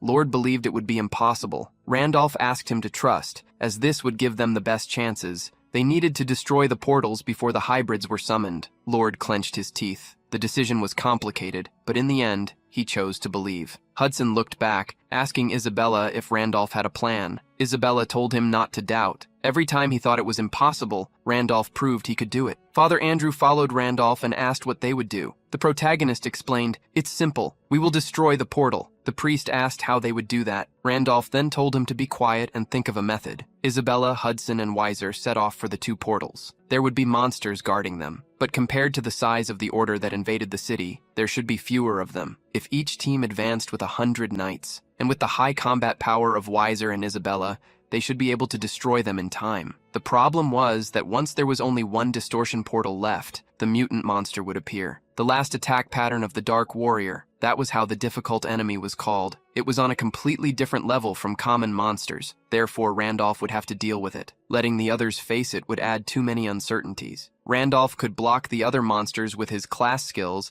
and force a one-on-one situation. The minimum time to complete the mission was 30 seconds. If a high-ranking priest like Andrew helped, that would be enough time to make it possible. But if they were delayed by even a second, the chances would drop exponentially. With this conviction, the protagonist took from his inventory the summoning stone of the Hydreigon. Climbing on one of the beast's heads, he and the priest. They prepared to advance. There were just over 5 minutes left until the first hybrid was summoned. When Isabella and Weiser's groups reached their respective gates, there was a line of monsters ahead of them. They charged at the same moment. Each one fought in their area. With just over 30 seconds remaining, Isabella managed to cut one of the pillars of the portal. Lord Weiser also destroyed his portal. Meanwhile, the 3rd team arrived at the 3rd portal. 34 seconds remained when the Hydreigon began attacking the monsters. The protagonist looked at the timer. They were facing the minimum conditions to complete the mission on time. All that remained was the last portal. Because of this, a monster appeared. The mutant began to emerge through the distortion portal. As the Hydreigon cleared the battlefield, an explosion occurred. Walking out of the portal, a being from another world emerged. It was the Dark Knight. A body of energy wearing armor and carrying a sword rested on his shoulder. He looked around with his spiritual eyes and found his adversary. Randolph had drawn his sword. The magic of Father Andrew was already blessing him. The duo prepared to face the knight before the flesh hybrid could be summoned. It was raining heavily as the knights rushed to the last portal. Even though the last portal was being faced by Lord Wilhelm's successor, Marquis Weiser could not remain calm with time running out. He hurried as much as he could. At that moment, Randolph had equipped all of his armor. Using one of the Hydreigon's heads as leverage, he jumped towards the Dark Warrior, activating the dragon's celestial wings. At the same time, he activated the special ability of the Hermes boots. He passed by the ghostly warrior, completely ignoring him as he moved toward the portal. However, unexpectedly, he was grabbed by the head. The warrior held him firmly and threw him away from the portal. Randolph got up to charge once more. but the monster's energy pressed against him. It prevented him from moving forward. The beast, Hydra, stepped forward, roaring at the ghostly warrior. All the heads attacked at once, trying to devour Randolph's enemy. The warrior vanished. However, in the next second, energies from various cuts sliced through the Hydragon's body. In an instant, the enchanted beast was destroyed. Its summoning could only happen again in 24 hours. There were only 20 seconds left for the hybrid to appear. Randolph couldn't waste time this time. His sword aimed at the warrior and struck the side of the monster's helmet. After the heavy blow, the protagonist switched to a double grip. However, as he swung one of the swords, the knight struck his arm. The blow that should have cost Randolph one of his limbs was nullified by Father Andrew's magic, which restored his arm. The spiritual monster did not stop. It raised its sword again, with both hands in front of its body. Randolph blocked the attack but was thrown back. Father Andrew, who until then had only helped from a distance, was targeted by the warrior. The priest merely blinked, and the monster was already before him. Randolph appeared between the two, blocking the attack. However, the shockwave sent Father Andrew towards some monsters. A slicing blow passed by him, hitting the enemies behind. In an instant, Randolph and the priest found themselves surrounded. In light of this, the protagonist used the ability Starpiercer. Light fell from the sky, decimating all the monsters around. With a focused gaze, the protagonist attacked the knight. The clash of swords created a wave of energy. There were only 11 seconds left for the summoning of the flesh hybrid monster. This clash would decide whether they still had time to prevent its appearance. As a result of the attack, the ground was stained red. The Dark Knight's sword struck Randolph's shoulder. The knight stared at him in silence, wielding both swords. Randolph managed to restrict the monster's movement. This made him smile satisfactorily. "Now you will have to stay here. Quiet." Randolph called Father Andrew. "Recite the prayer of exaltation." Andrew closed his eyes and clasped his hands, obeying the request. "Pray only for me." Before they moved on to the third portal, the priest asked, "Is it really possible for us to complete the mission, just the two of us?" After a moment of silence, the protagonist declared, "If we had enough time, we could somehow manage just the two of us. But with my current abilities, destroying the distortion portal in the remaining time is impossible." The priest was shocked. If Randolph knew it was impossible, he shouldn't have insisted. "You know that if we fail, we won't be able to save even the powerless brothers and sisters of this city." The protagonist asked Father Andrew if he wanted to save everyone in the city. The priest nodded immediately. "If that's what you want, recite the prayer of exaltation, just for me." Andrew was shocked to hear such a command. The prayer of exaltation, also called the prayer for exaltation, is a sincere prayer offered to the goddess by a high-ranking priest. It is a prayer that only a small number of true priests among the high-ranking clergy can offer. If this prayer is recited by someone who is not the goddess, then, for a brief moment, the target gains a power similar to the divine authority of the goddess. At the same time, offering this prayer to someone who is not the goddess can mean the priest's final prayer, a declaration of abandonment from the goddess's embrace. Andrew had been born to serve only the goddess. For someone like him, taught to dedicate himself solely to her, this would be a loss more painful than death itself, a sense of emptiness, as if everything in the world was gone, disappearing into other words. The exaltation prayer is a skill that risks everything of a priest. It is the ultimate technique, and in that moment, Randolph was asking this man to throw away the world to which he had dedicated his entire life. Andrew bowed his head. He was wondering how Randolph knew he could use such a prayer. He had never told anyone, except a few priests and one other person. The protagonist did not go into this subject. "It does not matter who I heard it from. What matters is that you can use it." How did Randolph know this? Andrew imagined that he also understood what it meant for him as a priest. The protagonist nodded. "Even knowing this, I planned everything, assuming you would recite it for me. I thought sacrificing you alone would have a better chance of success than dividing the strength of the knights." Randolph stated that the plan would only work if the priest did not refuse to use the ability. He believed Andrew would not do so, since he had never abandoned anyone. What they were doing was practically forcing his sacrifice, using the lives of the citizens as hostages. Seeing the priest grip his hand tightly, the protagonist stated that he did not care if he was hated. Priest Andrew unexpectedly bowed, expressing his gratitude. "If you had not said that first, I never would have managed to speak. I would have lived trapped in guilt, always weighing my faith against the sacrifice of my brothers and sisters. Truly thank you, brother." Tears fell from the priest's eyes, something Randolph never expected to see. Andrew was a character who had participated in many side missions related to honor. He was a true priest, someone who existed in Pangaea as a sage, more than any human Ryo Myung had ever seen. He respected Priest Andrew. The exaltation prayer ability was activated. The glow of the blessing fell upon Randolph. Strength, vitality, agility, intelligence, and endurance, all attributes were enhanced. The effect would last only 2 seconds.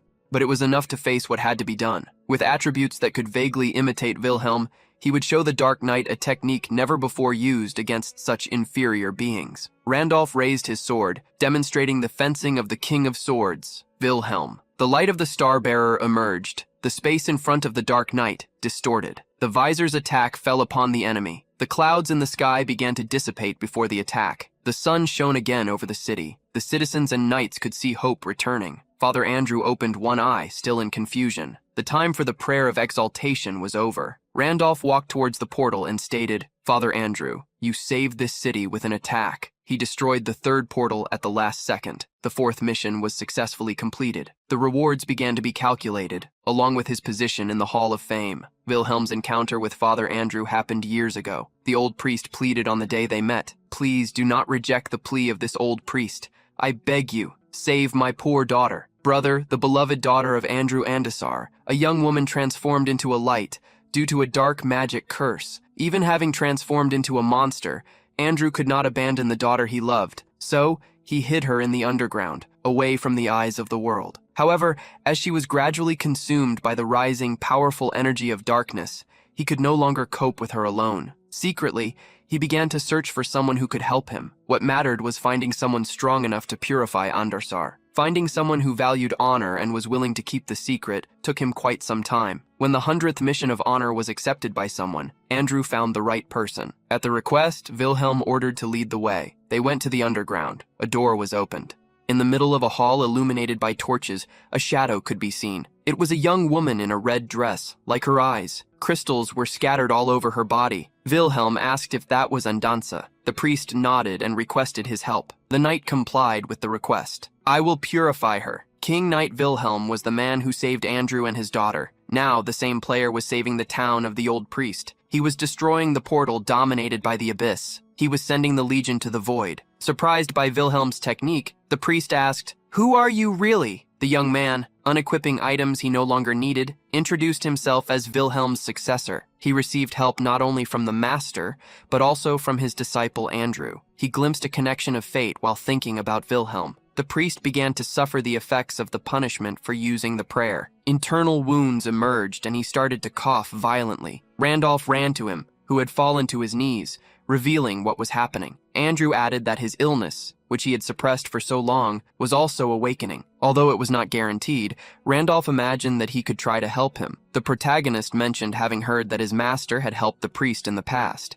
In return, Andrew had sent him a letter of absolution. The priest listened to the words with confusion, placing his hand on Andrew's shoulder. "The King Knight told me that he himself would carry your sins, that he would use the letter of absolution you gave him against you." Andrew tried to warn that only the owner of the letter could use it. However, before he could speak, Randolph declared, "I forgive your sins." A light of blessings fell upon the priest, healing him. The letter of absolution is the rite of amnesty that the high priests of the goddess's church can only grant once in a lifetime. According to the game's story, it is an authority that grants forgiveness in the name of the goddess for any sin, beyond the mortal sins defined by the church. There are 10 evils in the current game. However, the absolution is an item used to remove penalties imposed on users who behave inappropriately. The card is issued on paper, but this is just a formality. In reality, it doesn't need a physical form to exist. It is a type of trust contract, where the priest puts his name at risk. The connection between Randolph and Drummond belonged to the same type of skill. When the card was used, the priest felt the energy of the stars return. Even without understanding how, Randolph was using something that should belong to Wilhelm. Andrew couldn't hide his confusion. What is happening? Is it possible that you received an absolution card from another priest? No. If that were the case, I would certainly know. He even suspected that Randolph might have obtained it through illicit means. The truth could not be revealed. So, Randolph sought an excuse. At that moment, a cavalry approached, serving as a perfect distraction. Isabella led the group. "Bearer of the stars, are you okay?" she shouted, even from a distance. Thanking internally for her arrival, the protagonist stood up and commented that the others also seemed to have completed their missions. Father Andrew tried to insist on the matter, but Randolph interrupted him. "Don't be insistent. Think of it as if the heavens are on our side." The Hall of Fame for the 4th main mission was updated once again. Randolph was in first place, but, unlike the previous ones, his score was not displayed. The next day, at the end of the invasion, the triads returned to the forest. Randolph thanked them. However, for them, helping a friend was natural. Don't forget that whenever a friend is in danger, we will help. With those words, they set off to those who feast on the essence of the forest. The air of the city should be like poison. Still, they showed no signs of weakness.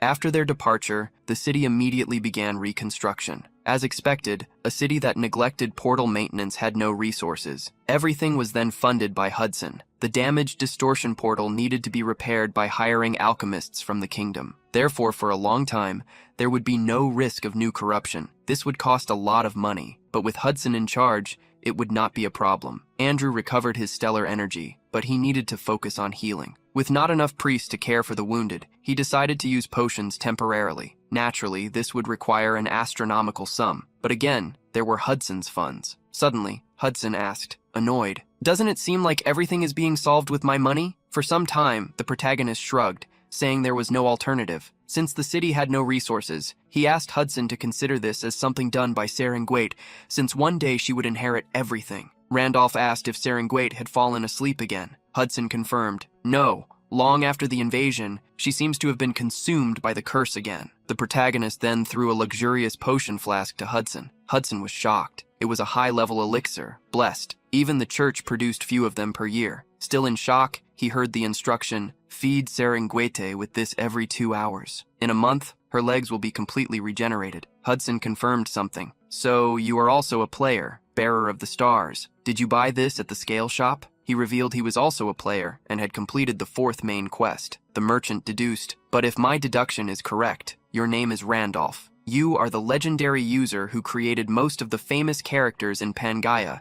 including the Night King Wilhelm, but concealed your identity as the Phantom.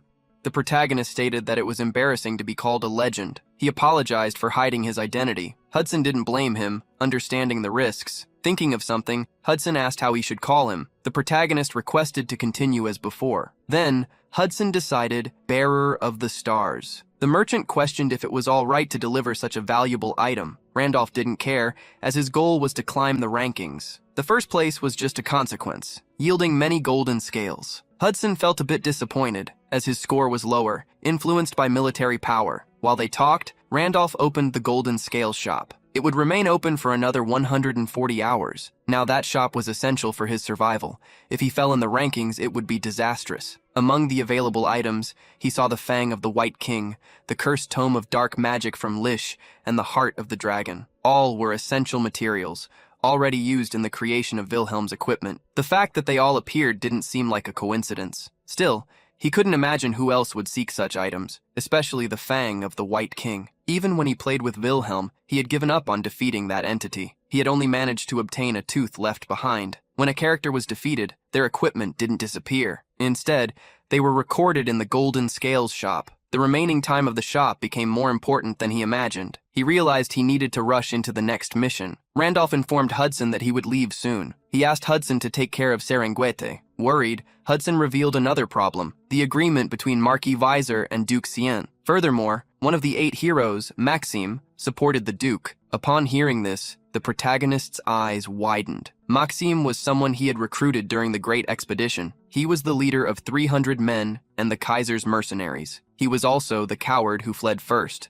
In the swamp of the demon world, Randolph planned to face the so-called 8 heroes. He saw an opportunity there. He instructed simply, "Buy time until I return." They told Weiser that it was I who asked. He will find a way. The Serengwete cannot be delivered to the educated. Cien Hudson asked concerned if he could manage it. To encourage him, Randolph said, "The Serengwete said that even without fighting, you are someone one can trust. I trust you too." Hudson listened in silence and nodded. The next day, after getting suitable clothing, Randolph prepared to leave. He thanked the Marquis for the gift. Weiser wished him a good journey. When saying goodbye, Randolph asked him to settle the compensation with Hudson. Before leaving, he visited the grave with the names of those who died in the expedition. There were names he remembered: James, Noah, Lucas, Jacob, Zion, heroes of unmatched valor. To all of them, he wished eternal peace. Even if belated, the gesture was made. Unbeknownst to him, a message appeared. 500 knights found eternal rest. Honor increased by 50 points. A true achievement. The hatching rate of the celestial spirit eggs increased. Reference point of the knight's garden registered in the teleportation book. Some knights asked the Marquis about the promised reward. Weiser responded. He said he would give compensation to the families of the slain knights. The amount was 10,000 gold coins. However, according to him, Hudson would pay later. While the Hydreigon pulled the carriage, Isabella asked where they would go. The protagonist replied that he would follow the call of the stars and bring someone with him. Isabella was curious. It was someone essential to strengthen the group. Another character who remained asleep, hooded in a city illuminated by lanterns, was the Supreme Lightning, Isaac. A few days later, in the underground dungeon of the Cemetery of Crows, a boss monster, the zombie raven, was defeated. As a reward, a golden fragment of 9 hours was obtained. This evolved into becoming the core of the zombie raven. The protagonist picked up the item. Isabella, curious, asked what it was. Randolph revealed that it would allow them to enter Cramdell, the city where Isaac was. Cramdell was the city of darkness. It was ruled by the White King, the guardian of the North. It was home to different types of demons and mythical beings, with intelligence comparable to his own. Even unknown things infiltrated the festivities. This place was known as an impenetrable fortress. Beyond the reach of the demon world, the ruler of the abyss, or even humans. Normally, humans could not go there. But using the core of the zombie raven, the story was different. Activating a special trait of the glutton, the protagonist ate the core, surprising Isabella. The absorption rate began. Energy flowed into Randolph's heart. The trait of the glutton evolved into the trait of the zombie raven king. Now he had obtained the summoning of the zombie raven, a form of transformation. A dark hood and a raven mask with red eyes appeared, revealing the perfection of the transformation. In the middle of the armor, there was a red crystal that seemed to be the core of the disguise. It could possibly be removed if destroyed. Surprised, Isabella asked what was up with that appearance. The protagonist guided her to treat it as a disguise. This way they could enter Cramdell without problems. As he spoke, unexpectedly, Randolph imitated the cawing of a raven, surprising Isabella. That was a side effect of the transformation. The protagonist took the armor he had, Michaela's set, and told Isabella to wear it. With the armor, she would obtain dragon wings since she belonged to a semi-dragon class. Isabella, while wearing the armor, would be seen as a monster by others. Still far from crumbled, Handoff decided to explain the rest. On the way, the duo traveled on a boat. When putting on the armor, Isabella saw it adapting to her body. The heavy armor transformed into something lighter that did not completely cover her body. Instead of a helmet, horns appeared. Confused, Isabella asked how he knew so much. Randolph replied that the stars revealed it to him. Looking around, Isabella observed the monsters on the ship. They all seemed formidable beings. Just by looking, she realized they were between levels 7 and 8. It was a miracle the ship could navigate with so many monsters aboard. Randolph explained that only evolved monsters could enter Crandall. It was necessary to have intelligence. No one would cause trouble, as there was a ruler in the area. Isabella and Randolph heard a sudden noise. A gigantic being appeared beside the ship, resembling a spherical mass, filled with tentacles of flesh and huge teeth. The creature slowly pronounced, "I am hungry." With numerous claws, one of the tentacles approached the boat. A crimson glow appeared in the sky above the creature. A skill, the Eye of Medusa, was activated. Isabella looked out the window, surprised to see that the level 9 boss monster had been frozen. The Eye of Medusa was one of Crandall's main defenses. Anyone attempting to violate its rules was eliminated. Randolph explained that because of this, intelligent beings never broke the laws. Isabella listened attentively. While they were talking, someone entered the ship's cabin. "We apologize, esteemed passengers. It seems an impurity has mixed into the domain of Crandall. You do not need to worry, so please rest peacefully." The speaker was an evolved level 8 sewer rat, wearing a green cloak. He informed them that they would soon arrive at Cramdell, and they could then ignore the incident and enjoy the peaceful journey. Soon, Cramdell approached, a city in the distance. "In the fog," Randolph warned Isabella. "Where are we going? It is an invincible fortress governed by monsters like you have never seen before. If our identities are discovered, we will have to risk our lives. Do not let your guard down for a second." With that, Randolph led the way for them to disembark. They passed through the city arch, entering the main street. Merchants were advertising their products in shops surrounded them. Mostly, Hot springs. This was a different sight than what Isabella had imagined finding. Randolph was also confused. Just a year ago, when he visited the city with Wilhelm, there had been no hot springs, not even a blade of grass in that barren place. He wondered what had happened. With this doubt in mind, the protagonist walked through the busy street. Doubt. Isabella asked the bearer of the stars, "Who is Isaac, the one you say you are looking for?" "The Supreme Lightning Isaac, a notorious fugitive who committed all kinds of crimes across the continent. On a smaller scale, he extorts nobles and priests from the Church of the Goddess. On a larger scale, he steals supplies from allies while posing as a mercenary. He also attacks key figures in cities and unleashes waves of monsters through the portals, rendering them unusable." Isaac had been the mastermind behind the incident that annihilated a mining town. Randolph summarized him as a dangerous person. Isabella felt a certain pride in his words, but it also made her think that Isaac might not even be human. The protagonist could not explain why Isaac was in Crandall. He had seen Pangeen lose players several times, and yet the game company took no action. Despite the protests, the Myung did not know at that time that this was not an ordinary game. Now, Randolph stated that Isaac was someone they needed to recruit. Still, Isabella showed concern. "Now that I know he is dangerous, if his actions pose any threat to you, I will have no choice but to eliminate him mercilessly." Randolph smiled, realizing he could count on her. Isabella then asked him to describe Isaac's appearance. After thinking for a moment, he replied, "On his forehead, there is a lightning-shaped scar. He has blonde hair and has the wings of a celestial dragon, just like you." While speaking, Randolph stopped in front of him. There was someone who matched the description perfectly. Isaac was there, arguing with a cactus man. He was holding a sign and insisting, "Sir, you didn't understand what I said. I assure you, this thermal spring is the cheapest and the best. Do you really care that we are trying to make a living?" Isabella was disappointed and commented, using Randolph's own words, "Someone so dangerous that there will never be another like him in the history of Pangaea." Isaac stood before them, but instead of hunting or stealing, he was trying to attract customers to his bathhouse. Isaac suddenly looked at the two figures and asked, "Why are you staring so much?" But Isabella caught his attention immediately. "Wings of a celestial dragon descendant," he thinks at that very moment.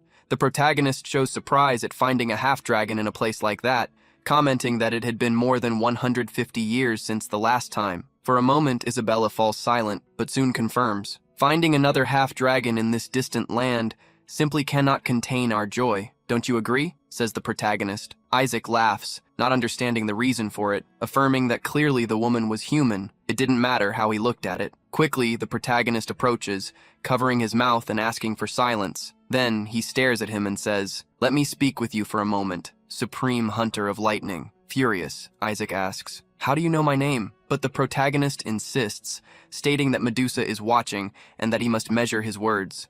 "Completing your situation is not so different from mine. Just because you have the wings of a descendant of a celestial dragon, monsters recognize each other as monsters. But Isaac's eyes cannot be deceived. The reason is simple. He entered that place just like Isabella did. However, unlike her, the equipment he uses is hidden. Only the wings are visible. They are concealed by a transparency cloaking potion. Still, no matter how well hidden it is, in Hyun Myung's eyes, the equipment Isaac wears is clearly visible. He whispers in her ear that he cannot be fooled. He asks her to follow him in silence, or everyone there could die together. A change happens immediately. Isaac takes Isabella's hand, laughing, and decides to join the game. He introduces himself, confirming that this is indeed an interesting meeting. "Nice to meet you. I am Isabella, a half-dragon." This makes everyone laugh even more. Hyun Myung corrects her. "Half-dragons do not introduce themselves that way, Isabella." Setting introductions aside, Hyun Myung suggests they leave and find a more appropriate place to talk. Thinking of a destination, he sees a flyer for the hot springs and decides that would be ideal. When they arrive, Isaac even pulls the cactus man along with them. "Old man, I brought guests. Prepare 2 rooms, he says to a strange man sitting there. "These outsiders don't seem to have anywhere to go." The old goblin grumbles irritably, complaining that he had already asked Isaac many times not to treat the customers that way. A few hours pass and everyone is relaxing in a nice bath. Hyun Myung realizes that this is not an ordinary hot spring. Isaac confirms, saying that if it were, the monsters wouldn't be there. Curious, the protagonist asks how long those springs had existed. Isaac replies that he is not sure, that everything came about suddenly. Changing the subject, he gets straight to the point. "Why did you come after me? You knew who I was, so this was not a chance meeting?" Hyun Myung. He answered that the stars had guided him. Isaac frowns, you seem bothered. Are you saying I have become a bearer of stars? How could a corpse crow be? Let's be honest, a bearer of stars is no insignificant thing. Provocatively, Hyun Myung responded that he was not so different. He was intimidating guests even in his own hot springs. Irritated, Isaac retorted, well, that's because I had to survive somehow. It was inevitable. The mood became serious again. Hilmung revealed that he had a proposal. This left Isaac even more intrigued. Serve me for 1 year. If you do, I will help you escape from Crumbled and cross the continent again. Isaac fell silent, staring at him, but he soon got out of the water. He said he was not interested and told him to leave. That's when Hyun Myung said something that made him freeze. You are still hiding because of what happened back then. You destroyed the mining city with your own hands. Hyun Myung remembered that when he was protesting against the developers using Isaac, he ended up engaging in various questionable behaviors. His notoriety grew so much that he could no longer enter any large city. Forced to flee constantly, he finally found a hidden village. The chief of that place was a typical villain. He looked like he had come out of a common fantasy story. His wickedness was limited to smaller acts, like diverting village funds and bribing council members to maintain power. It was there that Isaac decided to hide for a while. After fulfilling various tasks, he realized that the leader was not just a cliché. He was skilled, bold, and relentless. When an ambitious but incompetent villain gained an extremely loyal subordinate, he finally transformed into something much worse. He thanked Isaac repeatedly. This was a mining city. He had never imagined that, being just a simple teacher, he would become a ruler. Laughing nonstop, he promised Isaac infinite riches and authority comparable to that of kings. Isaac listened to everything in silence, feeling grateful, but he knew that this was far from reality. His goal was to rise even higher. Observing the place, he saw many skinny people working to exhaustion. He asked who they were. Confused, but with a sarcastic smile, the man replied, "Who are you talking about?" Then he revealed, "Obviously we gathered them from the surrounding towns. It cost us almost all the guards' salaries from the kingdom, but we will recover. From now on, we will make absurd amounts of money." A little boy was gasping for breath, coughing non-stop, clearly sick. The man approached, making the boy frightened. He knelt down and asked if he was okay. The boy confirmed he wasn't, saying he had felt bad since the day before. The man feigned concern, commenting that it might spread and cause a big problem. He then suggested the boy should rest. A brief relief appeared on the child's face but vanished the next moment. Without hesitation, the man pulled out his sword and took him out. Isaac was completely stunned as the man coldly stated that he could always make more servants. It was at that moment that Isaac realized how wrong everything was. And even worse when the man continued thanking him. "It's all thanks to you, Isaac." At that instant, he understood that he had made a grave mistake and needed to fix everything. Back to the hot springs. Hyun Myung finished telling the story. Even after everything, Isaac tried to eliminate the boss and rebuild the city, but it was useless. Everything was already corrupted. The villains kept plundering. Then he made an extreme decision. He provoked a horde of monsters to destroy the city. In the process, many innocent people were affected. They died or lost everything. But to him, that endless cycle of corruption had finally been broken. Hyun Myung tried to soften it, saying it wasn't his fault, that fate couldn't be changed. Irritated, Isaac clenched his fists. "I don't know where you heard that, but don't pretend you know me." Hyun Myung then stood up and responded firmly. "If guilt is the reason you are here, then your method of atonement is wrong." Isaac's eyes widened. "What did you say?" Without hesitation, Hyun Myung stated that he would eliminate the Demon King. He invited him to choose a path that could truly help the world. Hyun Myung said he was gathering trustworthy allies, people who would never betray him. Isaac laughed, thinking it was absurd. "And how do you expect to trust me? We just met." Hyun Myung calmly replied, "I know much more about you than you think." Confused, Isaac scratched his head trying to understand. But soon he questioned, "How could someone like me face the Demon King?" Hyun Myung then smiled. Instead of insisting on the proposal, he issued a challenge. "Cramdell is a city of monsters. Here, level defines everything. I will prove in their way that I am not an ordinary crow." Isaac looked sideways, skeptical, as Hyun Myung continued. "The mysterious Tower of Crumdell. I will conquer the secrets within and prove my worth. What is called arcane is an effect. When you play, you see the appearance of a character or colors shining. It's like when items shine in green or red when upgraded to a certain level. In Pangaina, these distinctive features are called arcanes. Although there are some rare arcanes with special functions, even those are merely supplementary to a few skills. Besides the Guildmaster's arcane, which serves as a kind of proof, and the city ruler's arcane, common arcanes have no abilities. In other words, an arcane is something just for show. Because of this, it has little significance for humans. But for monsters, it is different. For monsters, the arcane represents the qualification of their species. For example, in the demonic world, the arcane is like a lion's mane. That is why the higher the level of a monster's arcane, the higher its status. Normal monster, and raid boss were their classifications, of course. Obtaining a good arcano does not inherently strengthen predetermined abilities.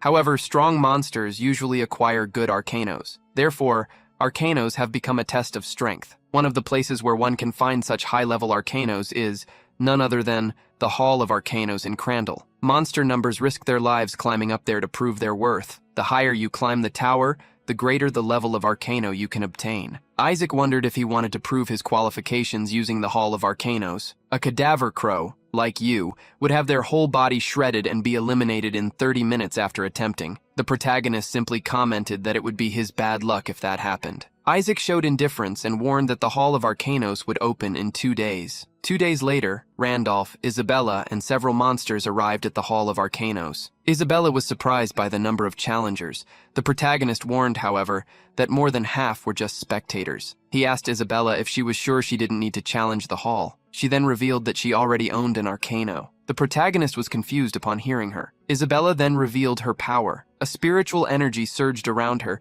creating scales of Gormungander. With wide eyes, Randolph asked when she had obtained that. Isabella revealed that one day she dreamed of a serpent coiling around her and ended up acquiring it. However, there were no abilities in this arcano. Curious, Randolph wondered if Isabella had satisfied some condition while he had neglected her. The scale of Jormungandr was one of the 32 stars. It was an arcano that granted the right to seek and possess the star of Jormungandr. No one had ever found the Queen of the Desert, certainly. He discovered the arcano that Isabella possessed and then placed her in the position of princess, keeping her by his side.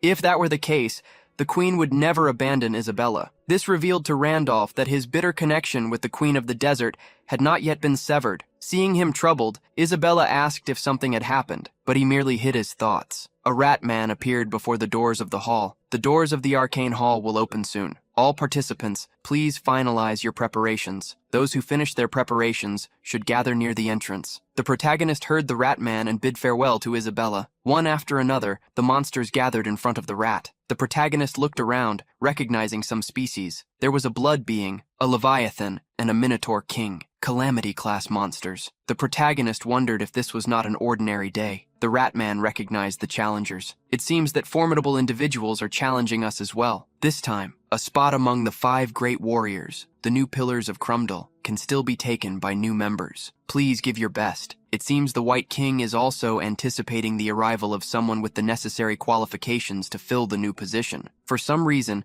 they were selecting new pillars. That is why real monsters were gathering. Thus, the 4 great warriors of Crandall, including Medusa, were monsters that would require a user ranked among the top 30 to be faced. The protagonist wondered, there are already 4 monsters of this type. Why would they choose another? A giant being appeared behind the protagonist. "Get out of the way, Crow!" The snake with crocodile teeth asked mockingly. "Don't tell me you're going to challenge the Hall of the Arcane too." The protagonist crossed his arms, agreeing. All the monsters who heard him began to laugh loudly. One after another, taunts began to be directed at him. The snake monster commented after a sigh.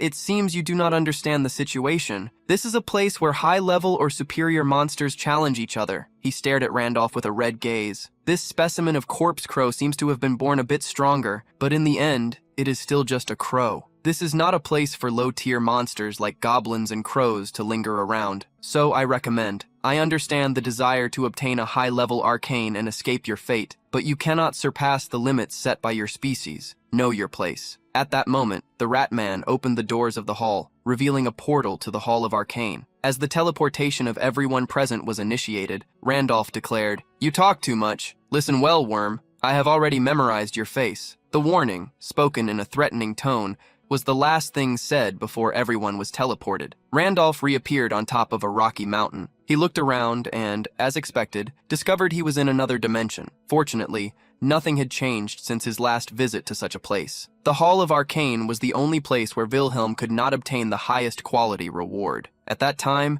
it had been everyone's first time challenging such a place, and the information was scarce. Because of that, Hyun Myung did not realize that a second challenge could arise, so he ended up stopping halfway. However, this time, he planned to do things differently. Viewing from the mountaintop the 1,000 enemy skeletons, all the strategies resurfaced in his mind. From the experience gained through Wilhelm, he learned that 2 extremely severe conditions were necessary to complete the Hall of Arcane. All the monsters in the hall match the challenger's level. If the challenger's level increases, the level of the monsters will also rise. As the levels of the monsters increase, their patterns become more varied, and variables emerge that prevented the use of instant death techniques. Clearly, just entering a low level is not enough. It is also necessary to surpass the standard statistics of that level. He must perform extremely well. With these initial tips in mind, Randolph jumped towards the skeletons, beginning to hunt them. As he battled each of the undead, he rearranged in his mind how he had managed to fulfill the prerequisites with over 200 talents. The bonus attributes were added with each level up, along with the absurd bonuses from 13 hidden characteristics. The second thing he used to fight were the features of his class. There was a reason Randolph specifically chose the zombie raven to enter Cramdell. This secondary class possessed specialized skills for facing crowds. Although zombie ravens were level 4 raid boss monsters,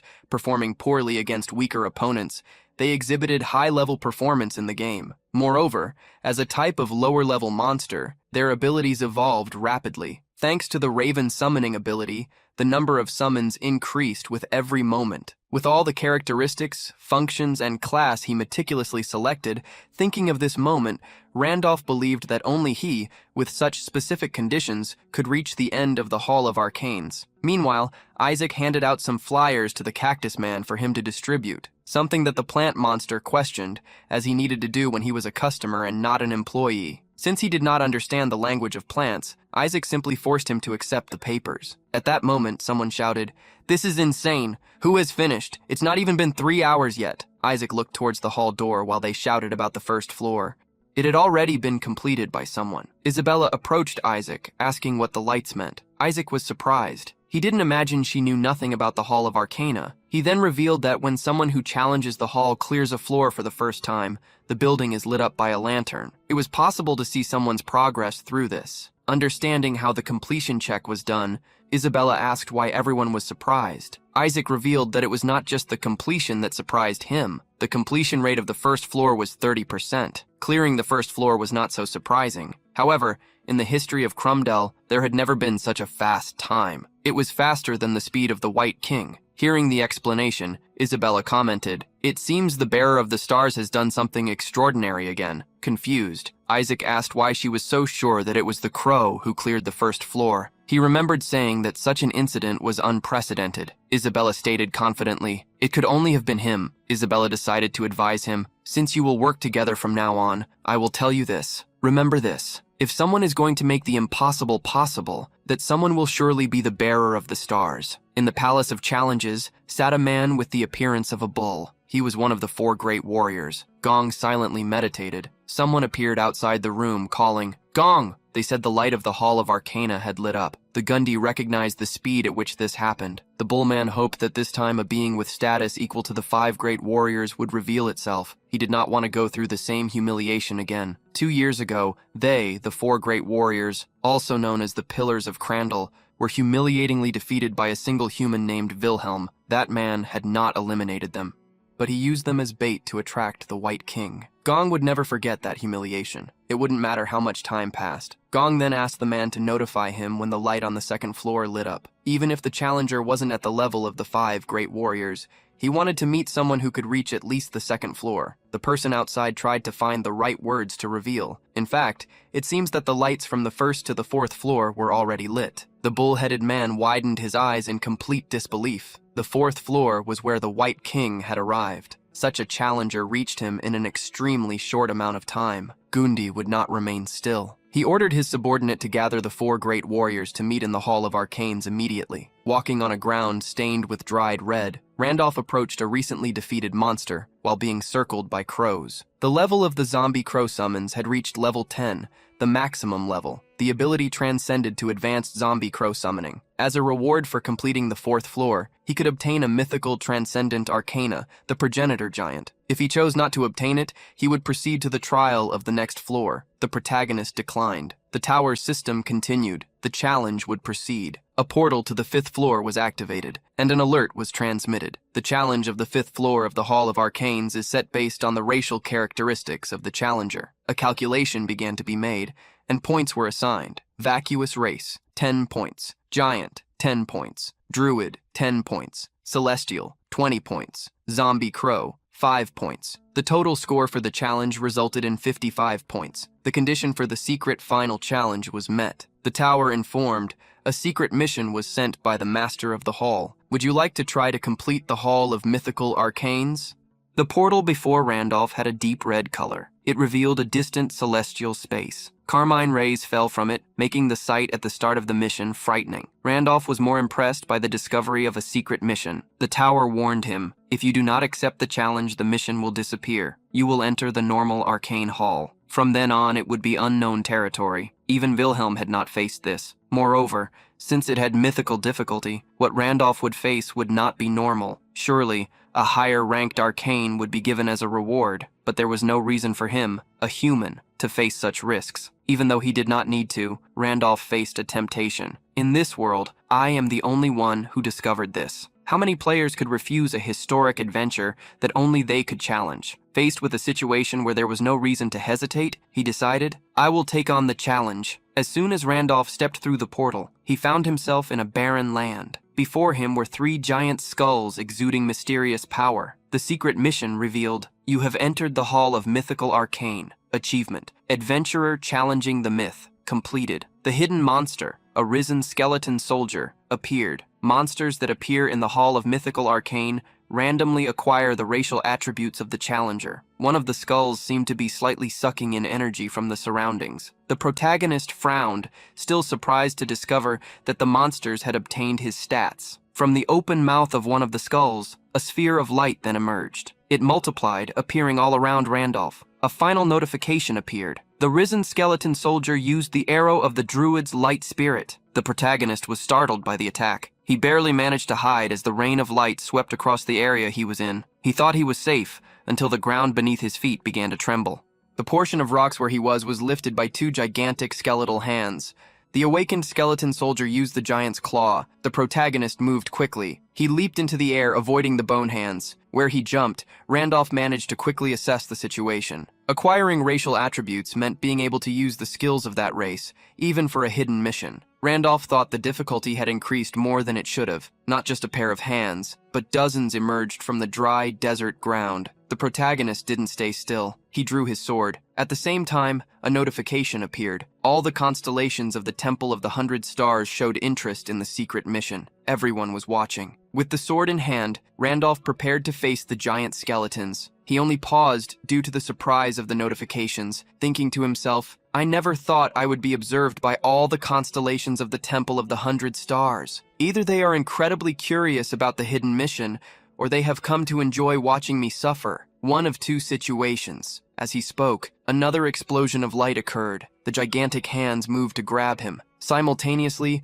Randolph was engulfed by the light, where only the red glows of his eyes could be seen. However, he used the skill Star Piercer. The energy of the stars would circulate through his body for 76 seconds. With this power, he pointed the sword at the giant skulls. I wanted to have as much fun as possible since it's a monster I've never seen before, but I guess I will have to finish this quickly. If I prolong the fight too long, I don't know what kind of insults the constellations would throw at me. The skeleton with 3 skulls rose from the ground, revealing its entire body. As the bone hands it conjured tried to grasp Randolph, the vision of the constellations of the 100 Stars was watching him. The protagonist didn't want to make a terrible choice. Demonstration. At that moment, outside, everyone saw the lights of the top floor of the arcane temple turn on. They wondered who dared to challenge the top floor. Most monsters had already given up. The earlier competitors fell silent. They listened to the comments around them. He must be the most powerful and malevolent existence that ever existed. He is definitely someone vicious enough to transcend all species. Yes, he will surely be an extremely horrifying monster. Separated from the crowd were Isabella, Isaac, and the Cactus Man. Isaac was shocked. His eyes were wide open in surprise. He thought it could be the crow challenging the 5th floor. That was where even the White King had never reached. Suddenly, a commotion arose among the monsters as they began to look in one direction. The 4 great warriors were approaching. The great earth dragon closed its eyes. It commented how it had been a long time since they all gathered in one place. "Yes, it has been 2 years and 87 days, replied the Cobra King. The Medusa decided to remain silent. The earth dragon approached Gund and asked what he thought. Gund had no concrete answer. The Minotaur only knew that inside there was a monster challenging the final floor, the one that even the White King had not reached. Gund did not believe there was a creature stronger than the White King, or the human called Wilhelm in the world. However, perhaps there was a possibility of a being that could rival these two. If another such exceptional being has appeared in the world, then the absolute rules of Crandall might lose their meaning, Kung stated. Everyone was waiting to welcome such a being, whether they liked it or not. The exit portal of the tower shone like a cosmic rainbow. The energy emanating from it showed that soon someone would emerge. Everyone anticipated who would appear before them. A voice reached the ears of each one. They were all waiting for me. As for me, who will become the new great warrior? A giant snake passed through the portal, announcing its return. Isabella and Isaac almost rolled their eyes. The great snake was happy to see even the 4 great warriors who were supposedly waiting there. However, the 4 great warriors talked among themselves. They agreed that this was not the being they were expecting. Curious, Gundi asked if there were still any monsters of another kind that had not come out of the tower. At that moment, someone else exited the tower. While the great snake continued to boast, the raven behind it said, "Hey, you worm!" Upon being called that, the snake was surprised and looked back. The Raven King solemnly commanded, "Get your body out of my way. I will count to 3 for you to do that." Before the snake had the chance to argue, Randolph jumped straight to 3. He touched the monster's body and destroyed its arcana, the arcana of the Misty Dragon. The giant snake was shocked, as was Gundi, the main great warrior. The protagonist reminded the monster, "Hey, I said I would remember you." The arcana of the Eternal Randolph, an arcana of unknown rank, an arcana granted to one who surpassed all requirements. 4 characteristics were seen in the arcana. Indestructible, cannot be destroyed even by the hammer of the god of destruction. Impossible interference, blocks all influences that might interfere with the arcana. Permanent duration,